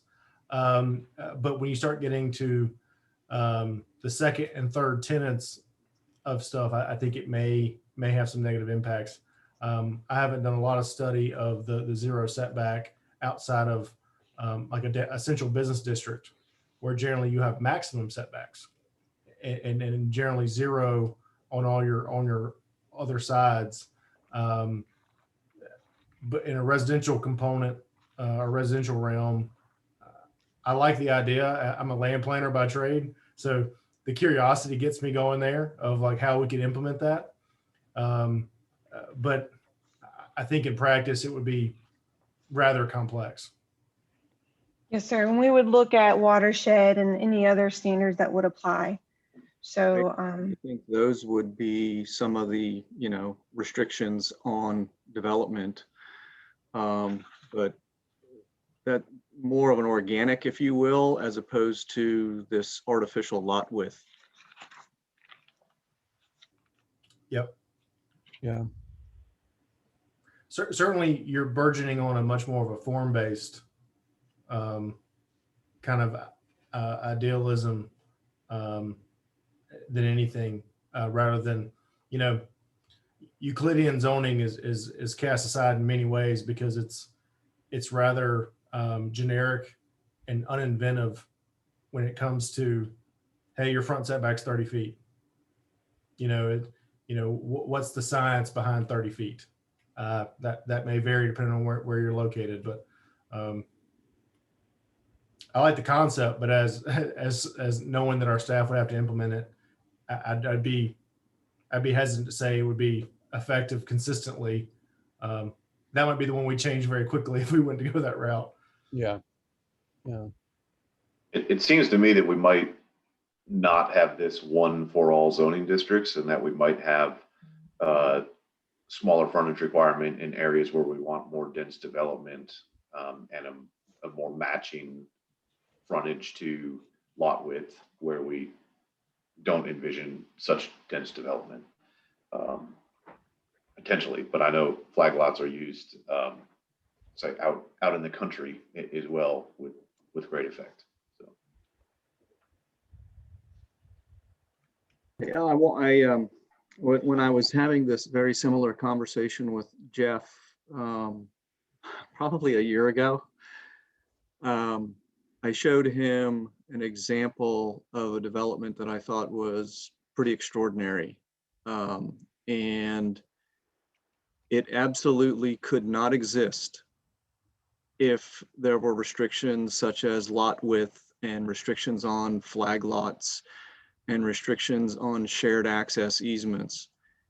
And I won't do it right now. I could share a screen, but I don't think it'd be as effective if what I want to do. But I will send everybody after this meeting, not necessarily tonight, maybe tomorrow, an aerial photograph of the area, and you can see how it works. And then I'll superimpose the property lines on it, and you will be shocked at how convoluted the property lines are in order to create this really quite elegant physical development. And I would like us not to be so prescriptive as to disallow this type of thing. Mm-hmm. I guess what they were trying to do is make sure that everything was uniform in reference to this lot frontage and the width standards. But I don't necessarily agree to what it says the UDO, removes lot frontage. I think it should be on a case-by-case basis, because sometimes it should be there, and then at other times you don't need maybe as much. So I don't know about removing it altogether. It's just, I think it needs to be on a case-by-case basis, but have some type of standard also. Case by case in terms of zoning district? Yes, sir.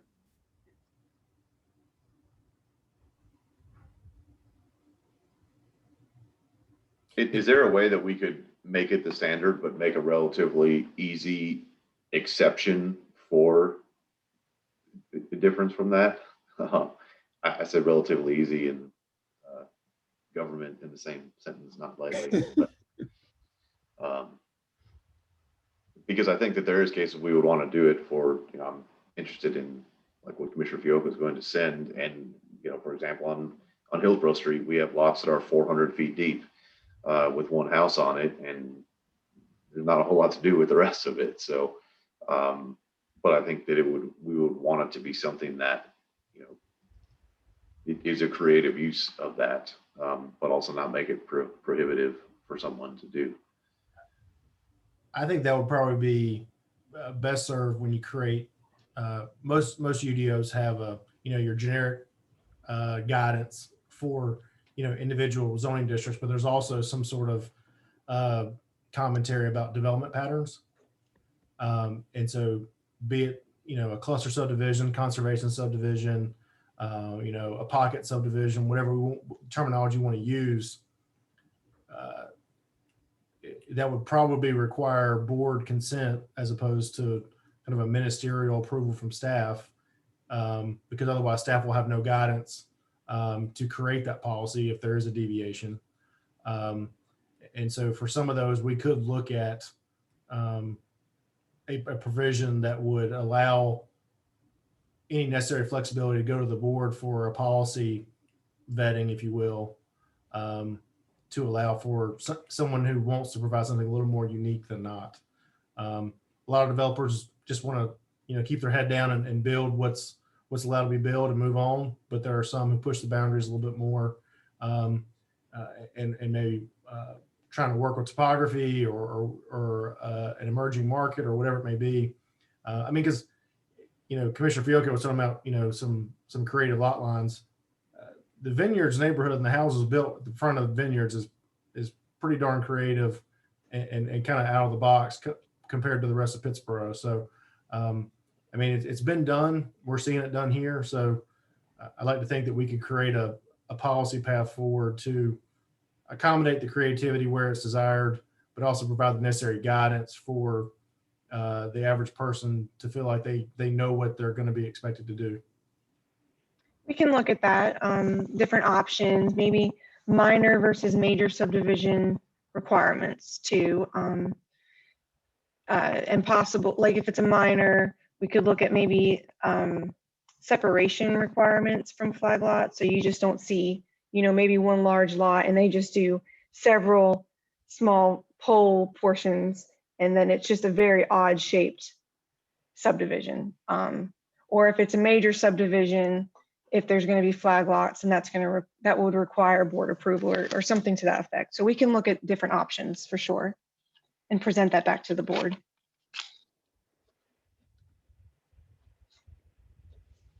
If that sounds okay. Yep, sounds good. Yeah, and just to kind of put an exclamation point on it, I'm with the specific concept of flag lots, the image, the random image, for example, Ms. Thompson, that you presented, I'm comfortable with that. It feels like a modest proposal, but to the extent that the details might discourage the end goal of greater density, that's at a level that would be comfortable and acceptable. That would concern me. I don't want to discourage the density, but that's my thoughts. Thank you. Yes, sir. We'll think about it a little more and try to come up with some ideas to go back over with the board. Great. Heights. Maximum heights. Sure. Yes, sir. So this one was added on since the last meeting, and this is just to discuss what the proposed UDO is with heights. I think the main concern was in the central business C4, which is downtown. The max height is being proposed for 90 feet. So just general discussion from the board again. Policy decision, well, any height is going to have to be approved. Building codes, fire marshal, building inspector will have to approve it based on type of construction. So that could be a limiting factor case by case, but just, in the best case scenario, would the board want to allow a maximum height of the proposed UDO heights up to 90 feet? I'd say in general, that seems like a lot for Pittsburgh today, or probably 20 years from now. Not that we might be there eventually, but I think it would be a long time and potentially a future change. For reference, I guess, what is the height of the new town hall? So from the top of the flat part of the roof of the top of the floor would be 50 feet measured from Salisbury. And then the top of the tower, which is mainly just for stairs, it's not to be occupied by anybody. So the very tip of it, I think it's 74,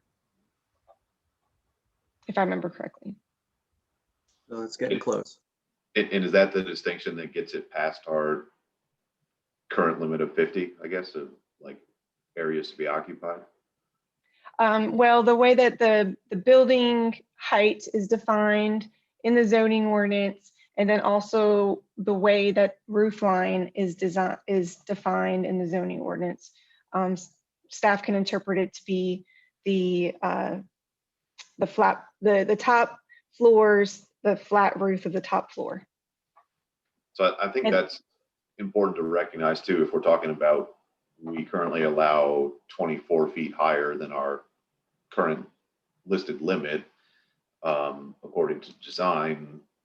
If that's still possible with a 90-foot height, that's just that. Or I guess the question is that definition remaining the same in the UDO that would allow for that essentially 50% increase in height? Yes, sir. It may be that that taller portion is actually measured against Hank Street, where it's only 3 stories, as opposed to Salisbury, where it's 4 stories, right? Right. Correct. So I think the definition of building height has got a lot to do with it. You know, and I think you can go from the ground level to the midpoint of a sloped roof, not to the very top of the roof, is a typical definition. And a flat roof does not include the parapet. So that's usually another 4 feet or so. And there are many ordinances out there too that describe, you know, structural elements that comprise no more than, you know, 25% of the building's, you know, area are not going to be considered a part of it. You know, they kind of carve out some, you know, if you've got a cupola, a tower, even, you know, cell tower attachments on the top of a building. You know, there's carve outs for those technological towers as well. Solar panels, you know, things not intended for occupancy. Those are generally kind of carved out in most ordinances. So we can look at some of those same metrics or same restrictions to clarify that when we say this number of feet, you're allowed to have certain things that encroach beyond that, but we're intending that your occupied space is going to be below it. And know where to measure from and to.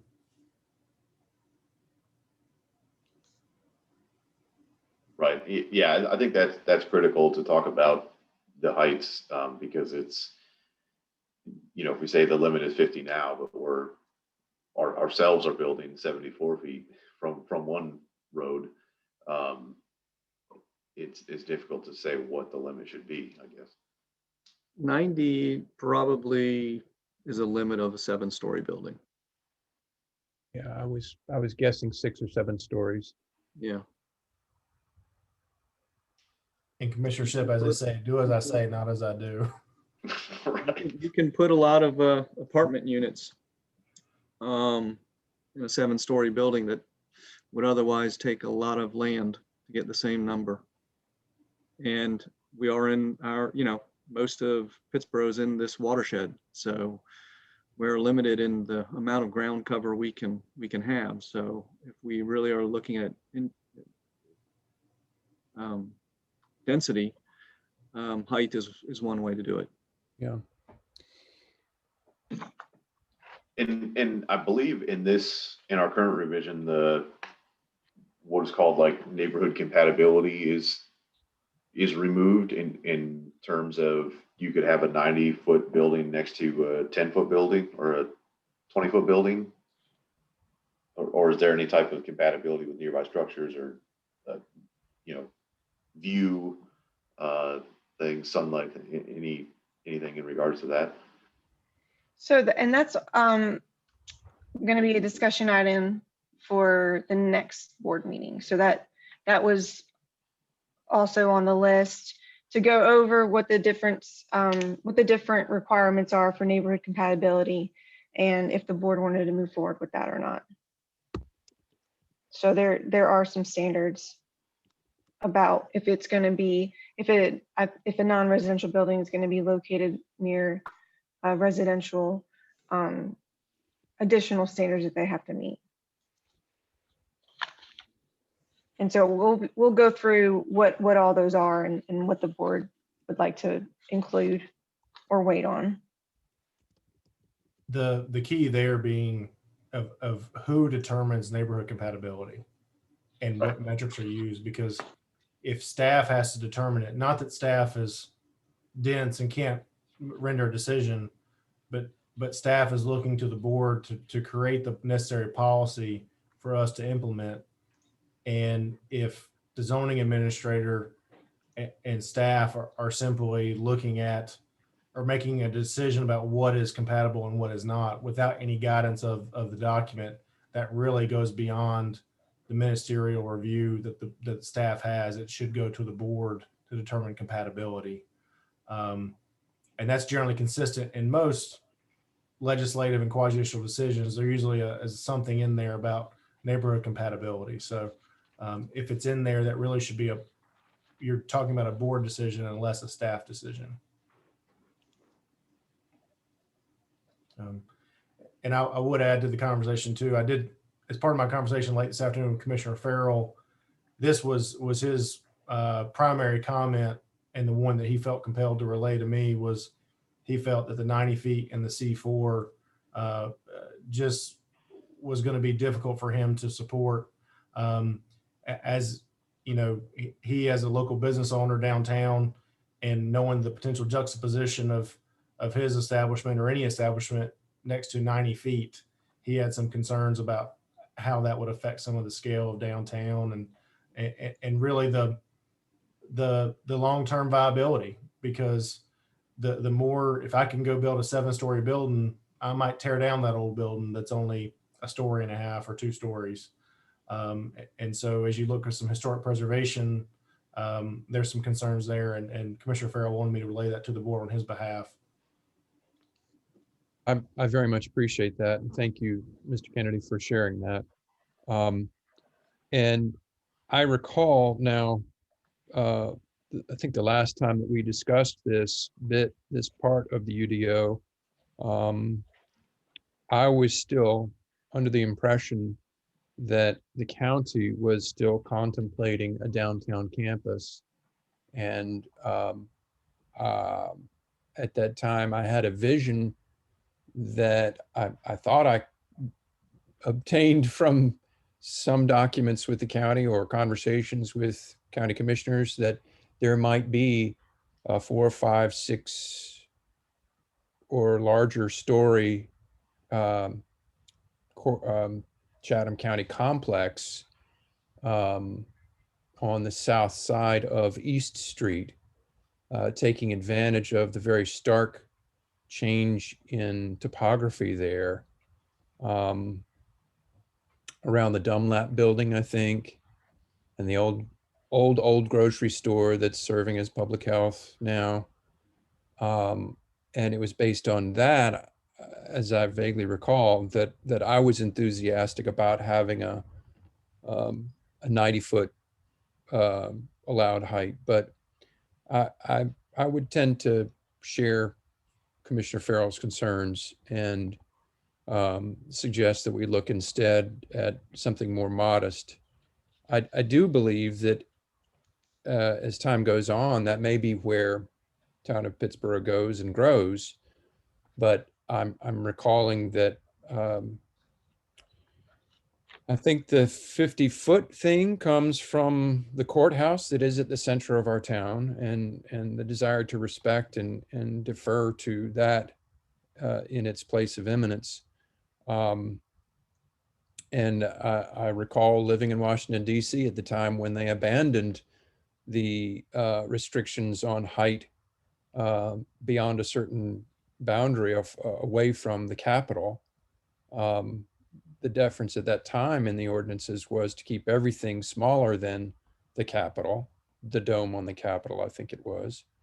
And granted, I think that there is a zone past which one must get before one can build a much taller building there in Washington, D.C.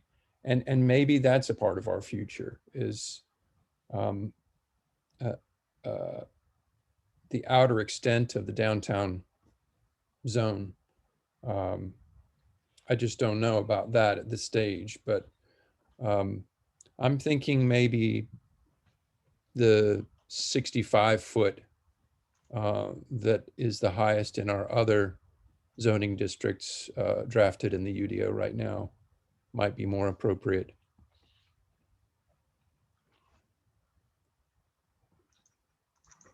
I think that the 90 feet, I don't agree with the 90 feet at all. Not for especially downtown Pittsburgh, because for me, I like downtown to have a certain focal, just as you were saying, certain focus. Like when you come in, the courthouse, the Justice Center, things like that, and the proposed town hall. I like for those to be the main focal points of downtown. And the historical district, of course, all of those historical buildings on Main Street. So I wouldn't want buildings that are very high in that general area that would overshadow those things. Because at night, and especially at night, those places really, really look nice. The Justice Center, when it's lit up, it looks great. Then the courthouse, it looks great. So just the idea of how that looks at night, and during the day, it looks good too, but especially at night, I would like for the focal to be there, and definitely no height of 90 feet. Now, in terms of the town hall, they're saying that that'll be 74. I think that should be the highest one that is right now at this particular time. That would be the highest one within that downtown, that specific downtown area.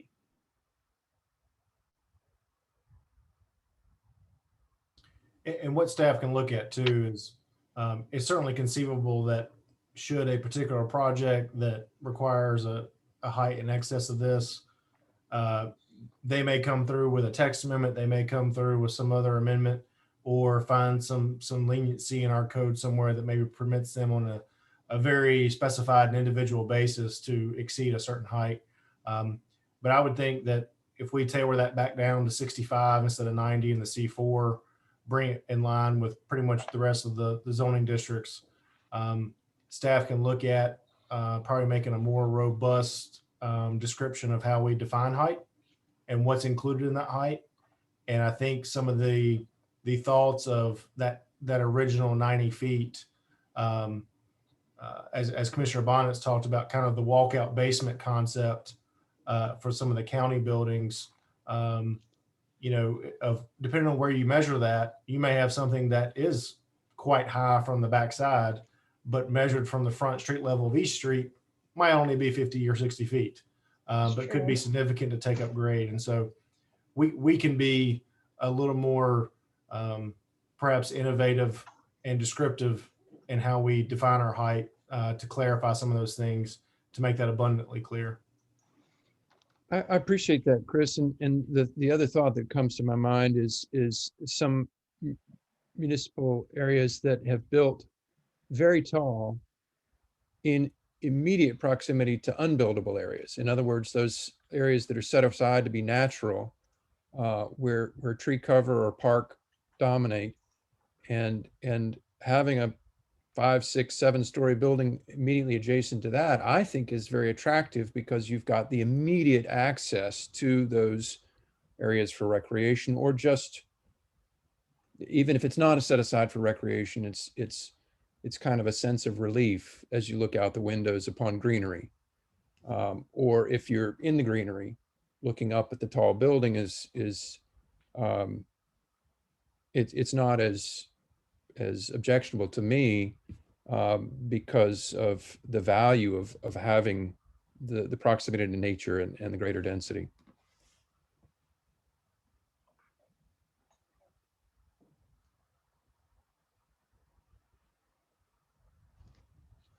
Okay, so we will definitely look at the proposed definitions for height.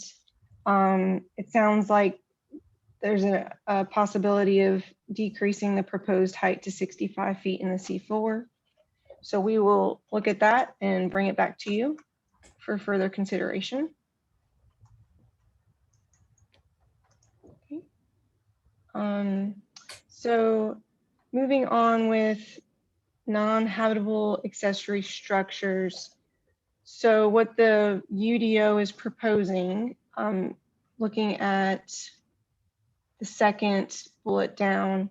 So if it's a lot that's less than an acre in size, your accessory structure cannot be more than 50% of the principal dwelling of the heated floor area. If it's between 1 and 5 acres in size, it can't be more than the size of that principal. So same, the principal size and accessory cannot be bigger than what the principal is, total heated floor. Over 5 acres, it can't be more than 2 times the size of the principal. So staff looked at this, and if it's non-residential, either 2,000 square feet or no more than 10%. Staff looked at this and thought that it should be clarified that it's the combined total of all the accessory structures. The way that it's worded seems like it could be per structure, and there's no limit on how many you can have in the proposed UDO. So that's one idea that staff had, is instead of just saying basically per structure, it's all of the combined accessory structures.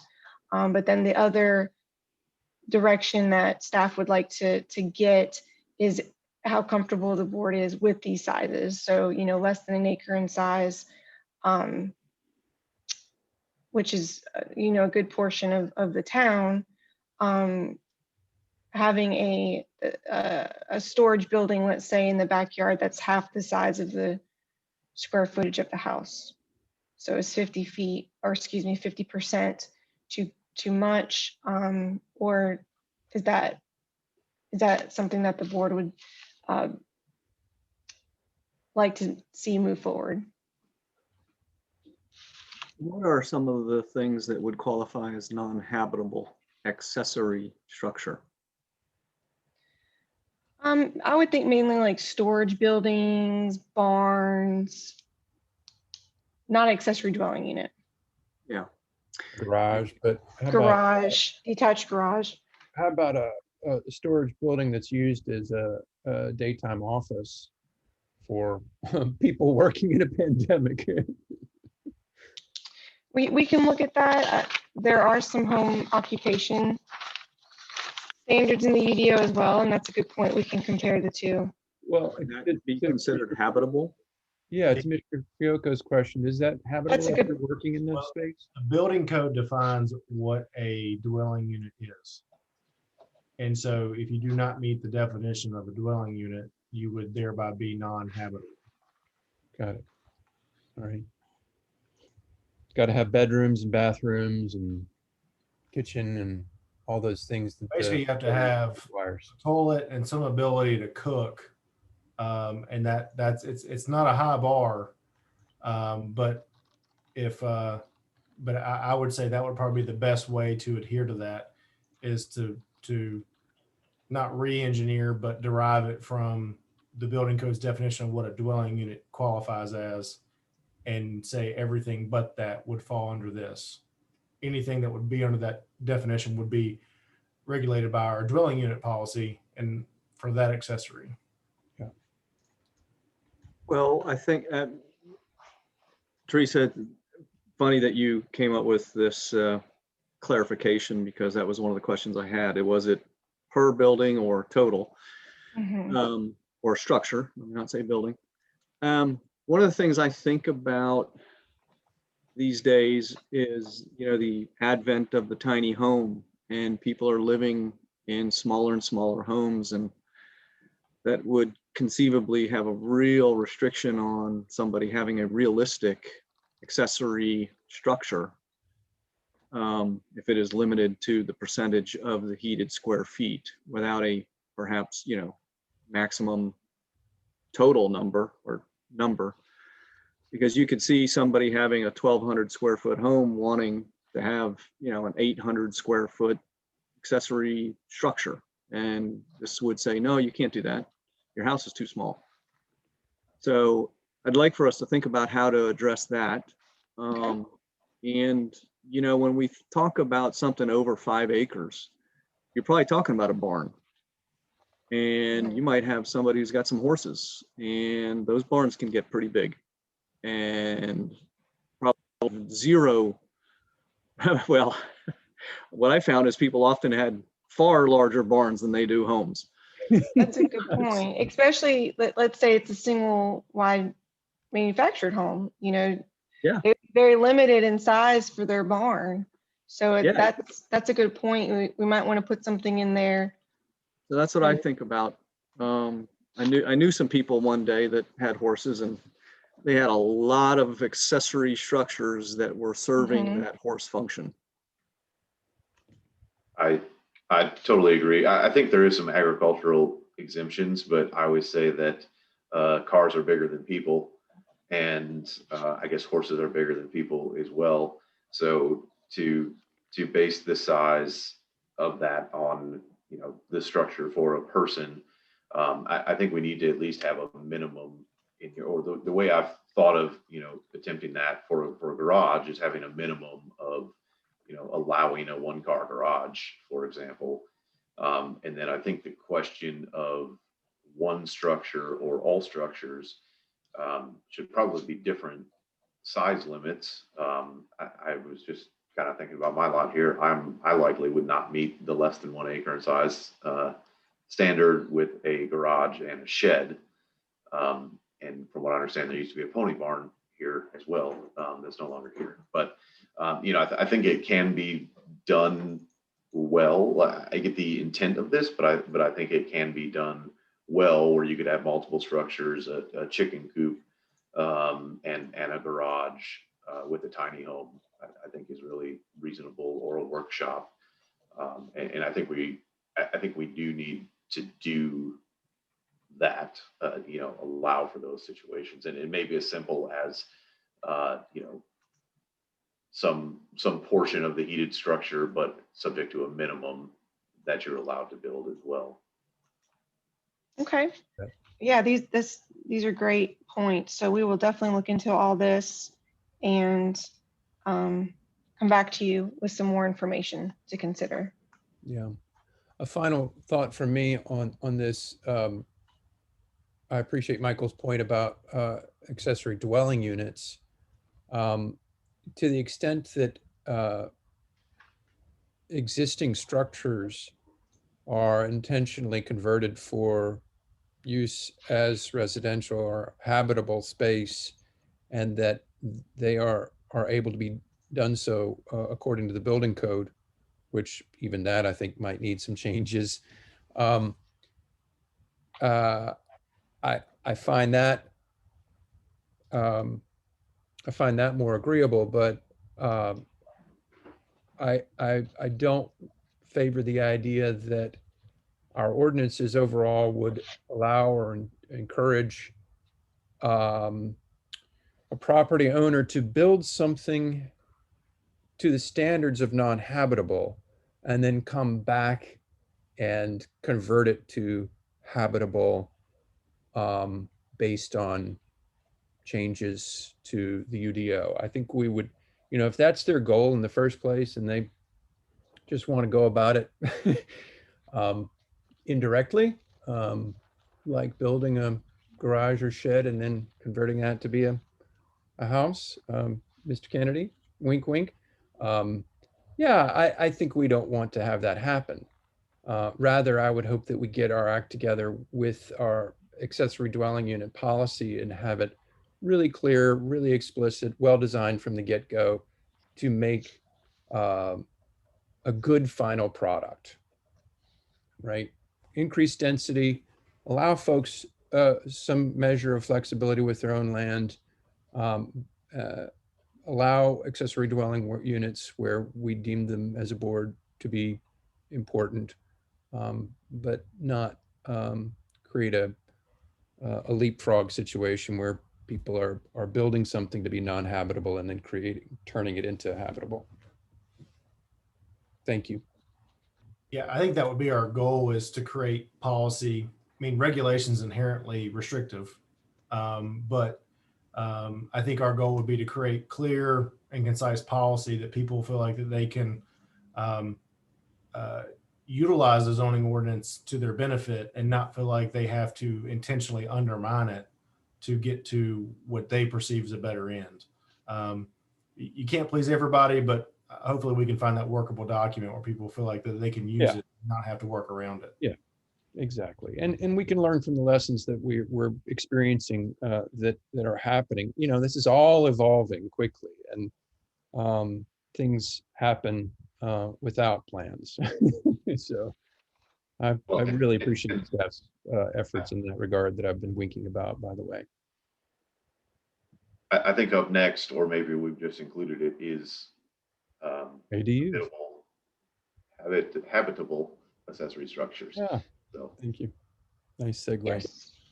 So this was already included as a discussion topic, but staff went ahead and put some draft language together for ADUs to be addressed currently in the zoning ordinance. So it's similar. I would think that, I'm looking, I think the main difference is the proposed UDO says either 50% of the floor area or 800 square feet, whichever is greater. I think our proposed zoning ordinance language is actually 1,200 square feet. So whichever is greater, 50% of the primary dwelling area or 1,200 square feet. I think that's the main difference. So, and that was just looking through notes of different UDO language ideas. And so that's what staff has put together, but that we're having the public hearing on that February 8th. And if the board has any questions or concerns about that, just let us know beforehand. We'll try to, you know, be prepared for that or update it as needed. So this seemed to be a concern about this 50% but I think the fact that it also says or 800 square feet or 1,200 square feet if the board, whichever you prefer, that limits it so that you don't have this, you know, ginormous house and then have this huge accessory dwelling unit next to it as well. And I think that was the main concern. That's the reason why it was asked to be put on as a discussion topic, so that the accessory dwelling unit is not too big. Teresa, yeah, I actually thought to modify the 1,200 to 1,400, so that would be my comment. Now, this, and I think this is, so this is the UDO. So this is not the text amendment, right? Correct. Yes, sir. Okay. So the only other thing I would mention is I think we were getting rid of the phrase net density, and there's reference to it here. So I would just strike the net. Okay. Yeah. A little bit of cleanup. Oh, yes, sir. Yes, sir. I see what you're saying. Yep. Yeah. I think the same comment, or my same comment, applies here as well in regards to not penalizing people with a smaller home, and have some sort of minimum 400 square feet. And, you know, maybe we can make it as simple as accessory dwelling units should be 400 to 1,200 square feet, or could be 400, 1,200 square feet. Because again, I think if you choose to live in a 600 square foot home, you should still have the ability to have an accessory dwelling unit that could be larger than 300 square foot. Well, I think there's a certain point where you tip the point where your accessory is not the accessory. Yeah. And so, again, if you live in a 600 square foot home and you're building something else that's not attached, you're probably building the principal structure, and you're flipping the script, if you will. Again, the regulation isn't intended to be punitive, but at some point you have to cut it off, because what you'll end up with is a lot of, you'll find undermining of subdivision policy in effects of building single family dwellings that can count as accessory dwelling units. And so as you look at, again, especially with our sewer capacity issues and increasing the sizes of these, that, I mean, I think 1,200 is the number that we discussed at staff. It's a decent roundabout number. Again, it's like any number, it's kind of selected out of thin air in some regard. But at some point, if you have, again, 600 square foot is your primary structure, if you're building something else, if you have two 600 square foot structures on the property, I'm not sure one's accessory to the other. I think you have a dual principal structure issue that's undermining subdivision policy. Yeah, I mean, and honestly, I think 1,200 square foot is larger than what I envision as an ADU in what I've seen. But I also think that ADU should be allowed everywhere, because I think it's Now, great. but bear in mind, not only do you have to think about the small principal residence, but the very large. And this applies to not only the 1 acre lot, but to the 5 acre lot, right? So somebody who's got a 6,000 square foot home on a 5 acre lot probably wants to build more than 1,400, more than 1,200, but 1,400, is just a little bit bigger than 1,200. You can probably get a 3-bedroom house as an accessory. Now it could be a 2-bedroom, but that's the thing about these things is you got to look at them from so many different perspectives, right? And try to have one statement to fit all of them. So, I do find it interesting, Chris, the idea that, yeah, you've got a 600 square foot home and then you go ahead and you build the 1,400 square foot home, and which is accessory to which. I don't know that it matters, right? And what I think one of the most valuable bits of text in this section right here is the last bit. The ADU shall not count towards maximum density. That is, I think, such a critical idea in affordability and density. It's really, I think, a really brilliant addition to our code. So I don't care which one is bigger than the other. Accessories. What? Sorry. I said, which is why I think we'll run into issues if you, and not you, the general you, not you, Commissioner. Right. Yeah. Oh, come on. But if I'll say if one considers a 3-bedroom home as an accessory dwelling unit, I think that's missing the mark as well. I think that's undermining the subdivision policy, and they need to look at subdividing the lot into providing a 3-bedroom home. Accessory dwelling units, I think, are generally conceived to be mother-in-law suites, 1 bedroom, perhaps 2 at the most. I think any more than that, and you're leaking out of the definition of an accessory. You're putting 2 homes on 1 property. Yeah, and just to clarify too, with the proposed language, so it does require in the zoning ordinance currently that the ADU is located behind the principal structure. And also the proposed language, which I didn't catch this before, but it's actually 50% of the heated floor area, or 1,200 square feet, whichever is lesser. And I just noticed in the UDO, it's greater. Greater, right. Right. So I think the proposed language that we have in the text amendment is more of the ADU is going to be accessory to the principal in size and also located behind. Whereas what the UDO was showing would be, you know, you could have a small home and then possibly a much larger home right behind it. And then you might have some aesthetic concerns as there's, you know, as well in a existing neighborhood where it's not, the accessory dwelling is not subordinate or incidental to the principal dwelling. It overshadows it and it's located behind it. So I could foresee that being an issue possibly. And presuming I have a favorable mortgage broker, I'm not worried about flag lots anymore. I'm just putting houses behind houses. So I think there's, again, I think we want to be accommodating. We want to provide some flexibility in that, but I think that there is a limiting factor to try to quell some of the misuse of this policy at the same time. So,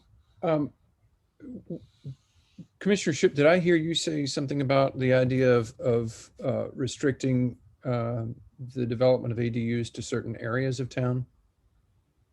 Not restricting them to any areas. Oh, not restricting to any areas. Okay. Allowing them in all areas, I guess. Okay. Well, what about the idea of, though, only allowing them or having more permissive ADU policy in the denser part of downtown or in some proximity to the courthouse, and having maybe less permissive ADU policy elsewhere in town so that we're not undermining newer subdivisions?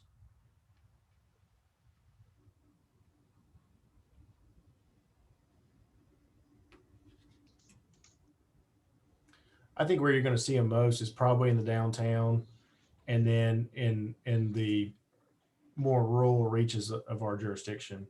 Mm-hmm. Every subdivision is going to prohibit them, most likely in their HOA bylaws. From what I've seen in the area, that the just accessory structures are really prohibitive in our primary HOAs.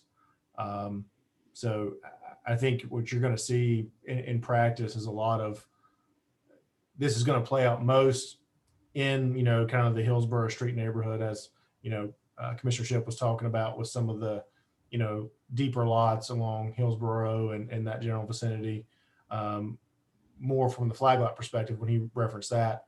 But, and then also in the more rural area where throwing up the literal mother-in-law suite is much more accommodating to that. But again, staff can look at permissibility in some or varying standards depending on your district. To Commissioner Fioco's point, a 1,200 might not be enough as an accessory dwelling unit in a 5-acre lot, but it might be dramatically too much in the C4 if you're, or a residential adjacent to that. So Right. we can look at some transitioning of that as well if we can't agree that there's one consistent policy throughout our jurisdiction. I think that'd be good because, for example, this would preclude manufactured home as an ADU. But if you're talking about a 1,200 square foot, 1,300 square foot on a 5-acre property, that's probably a really good option for a lot of people. So, but less so downtown. And let me get clear on the language here. A modular built home, stick built in a factory, is not manufactured housing? That's correct. Okay. It's actually stick built. It was just built in a factory. Well, there's different classes of manufactured homes. There's class A, B, and C. Modular is actually a class C manufactured home. Okay. So we probably need to tighten that language up a little bit, at least in our definitions. I think I have that correct. Maybe it's class A. I may have it backwards. Yeah. One version is a manufactured home built prior to 1974. Then there are single and double wides built after that date, and then modular homes. Those are the three classes of them. So we may want to analyze that a little bit further. Yeah, I think the manufactured homes, if it's a manufactured home, it has a HUD sticker, basically. It's not versus, you know, building codes for stick built Okay, building. right. But yeah, we can definitely make sure the definitions reflect.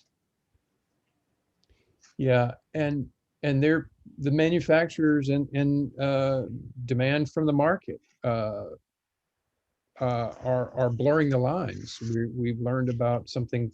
My wife and I are looking into something, and we've learned about something called the park model recreational vehicle, which can be stick built, but it is on wheels and does not have its own engine, and is a remarkable structure that's high quality, but is classified as a park model RV for whatever reasons having to do with inscrutable state and federal policy, I imagine. Yeah, building code also. Unfortunately, the building code limits certain types of park models and tiny homes in North Carolina. Mm-hmm. Yeah. I have a question about the parking where it said at least one off-street parking space. Is that suggested or required? Because if it's a lot of times, if it's a mother-in-law suite, sometimes they don't even have a car, possibly. So is that a suggestion or is that? No, ma'am. That it looks like Clarion had that as a requirement. Well, I don't know about that. That's of concern to me. I put it that way. I could let that go, Commissioner Baldwin. I mean, it's none of us have a crystal ball, but I think we are heading for a future of fewer cars. And it goes back to Mr. Kennedy. It goes back to your point about parking space minimums, and it's a complicated business.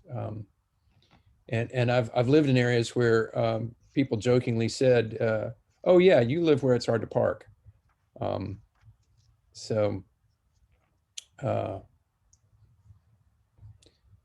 not straightforward, but I also very much appreciate Ms. Baldwin's point that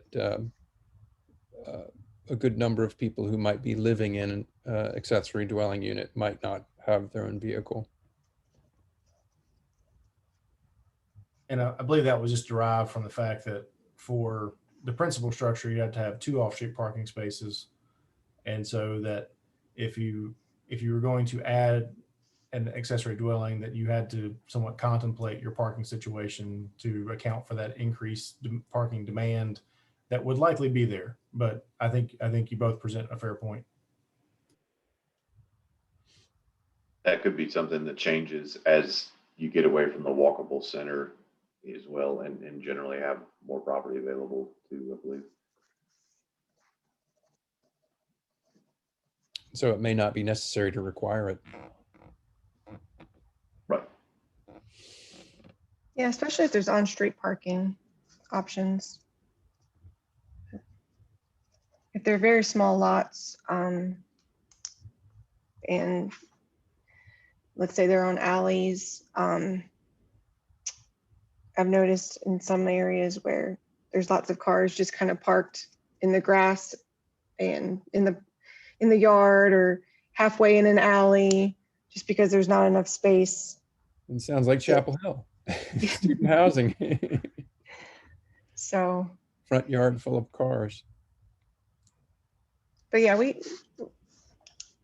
can research that a little bit more and provide the board different options, so pros and cons, and so that way you guys can make a more informed decision. Thank you. So we'll be working on that. Thank you. Yes, ma'am.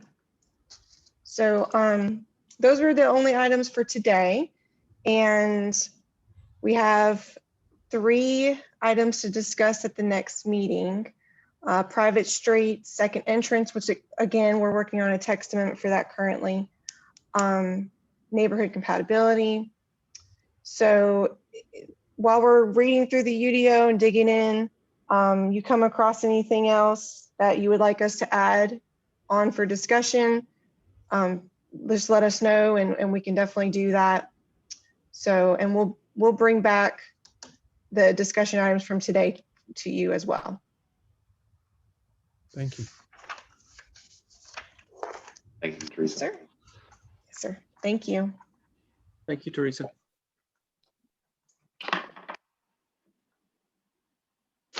Thank you, Ms. Thompson. Yes, ma'am. Well, let's move on forward. If there's any, is there any final comments or concerns from the commissioners or from the town manager? If not, then I guess we can ask for a motion to adjourn. I've Mr. got, Baldwin, Okay, I've got something. okay. go ahead, Commissioner Fiocco. I know, well, one of the items we had tonight was the Kiwanis Park funds that were dedicated towards that purpose. And I know that we were doing, I think, a park design there, and I don't know what the status of that design work is at this point.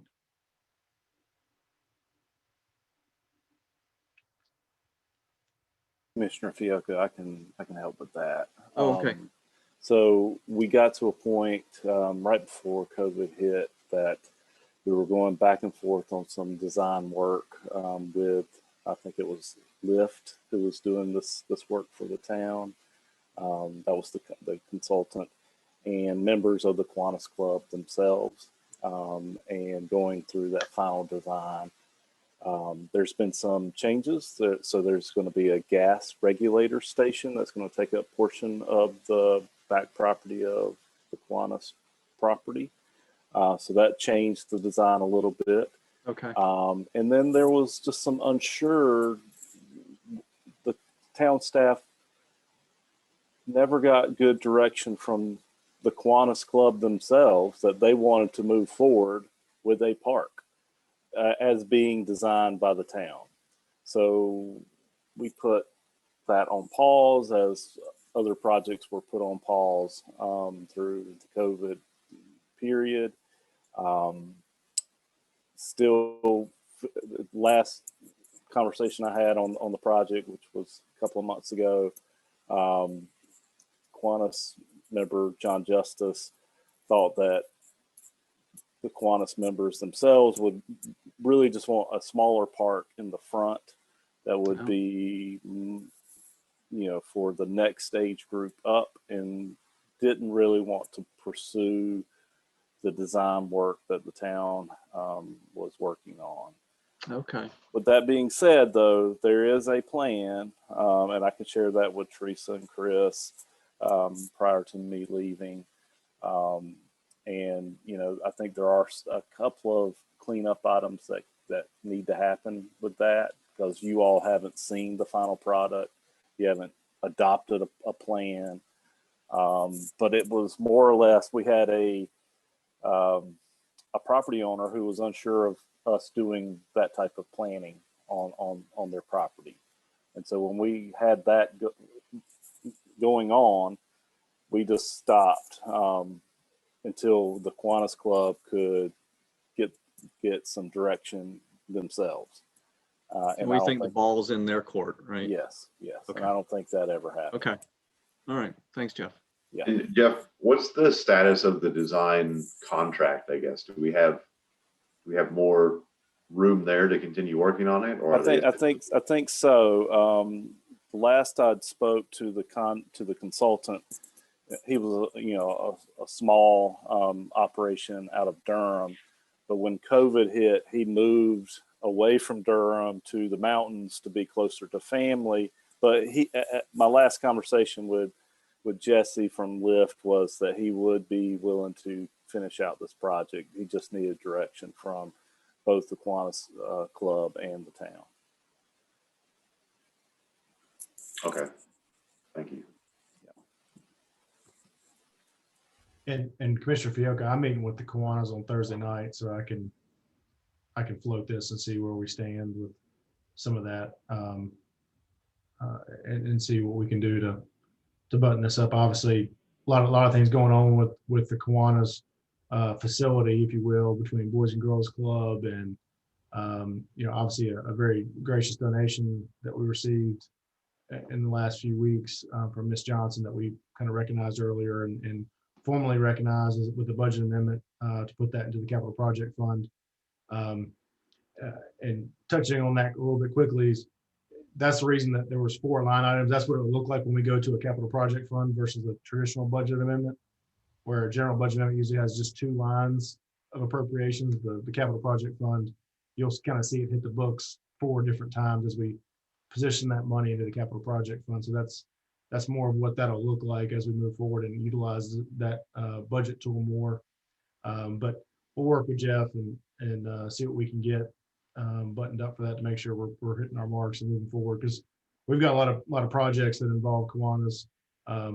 So we certainly don't want to do anything and have the rug pulled out from under us. And then the Ms. Baldwin, one comment I had, and Jeff alluded to it, is I know we brought this up last meeting, but tonight is Jeff's last meeting, so I think we should torture him to stay on for at least another hour and a half. Sure, why not? But again, want to say thank you to Jeff, and we wish you all the best, man, and good luck to you. And as I've told others, we're creating a family around here, and you're part of that, so you're welcome back anytime. So appreciate that. Just maybe sitting on the other side of the table this time. Aha. Okay. Well, That's okay. I'm sure you can call some others and learn how that's done. So yes. I have enjoyed my time with Pittsboro. It has been very rewarding and a highlight of my career. I just feel like this move will further my planning ability to whenever I come back to public service, because I believe I will come back at some point in time. But I do want to say thank you to each and every one of you all. This has been a great experience for me. Jeff, thanks for your years of service. Very good and helpful. Thank you. Thanks, Jeff. Thank you very much, Jeff. We certainly do appreciate it. All that you've done for the planning department and the questions I asked. I know sometimes you're probably thinking, okay, she should know that, but you never said that. That's right. Thank you. I do appreciate it, and best wishes to you. Thank you.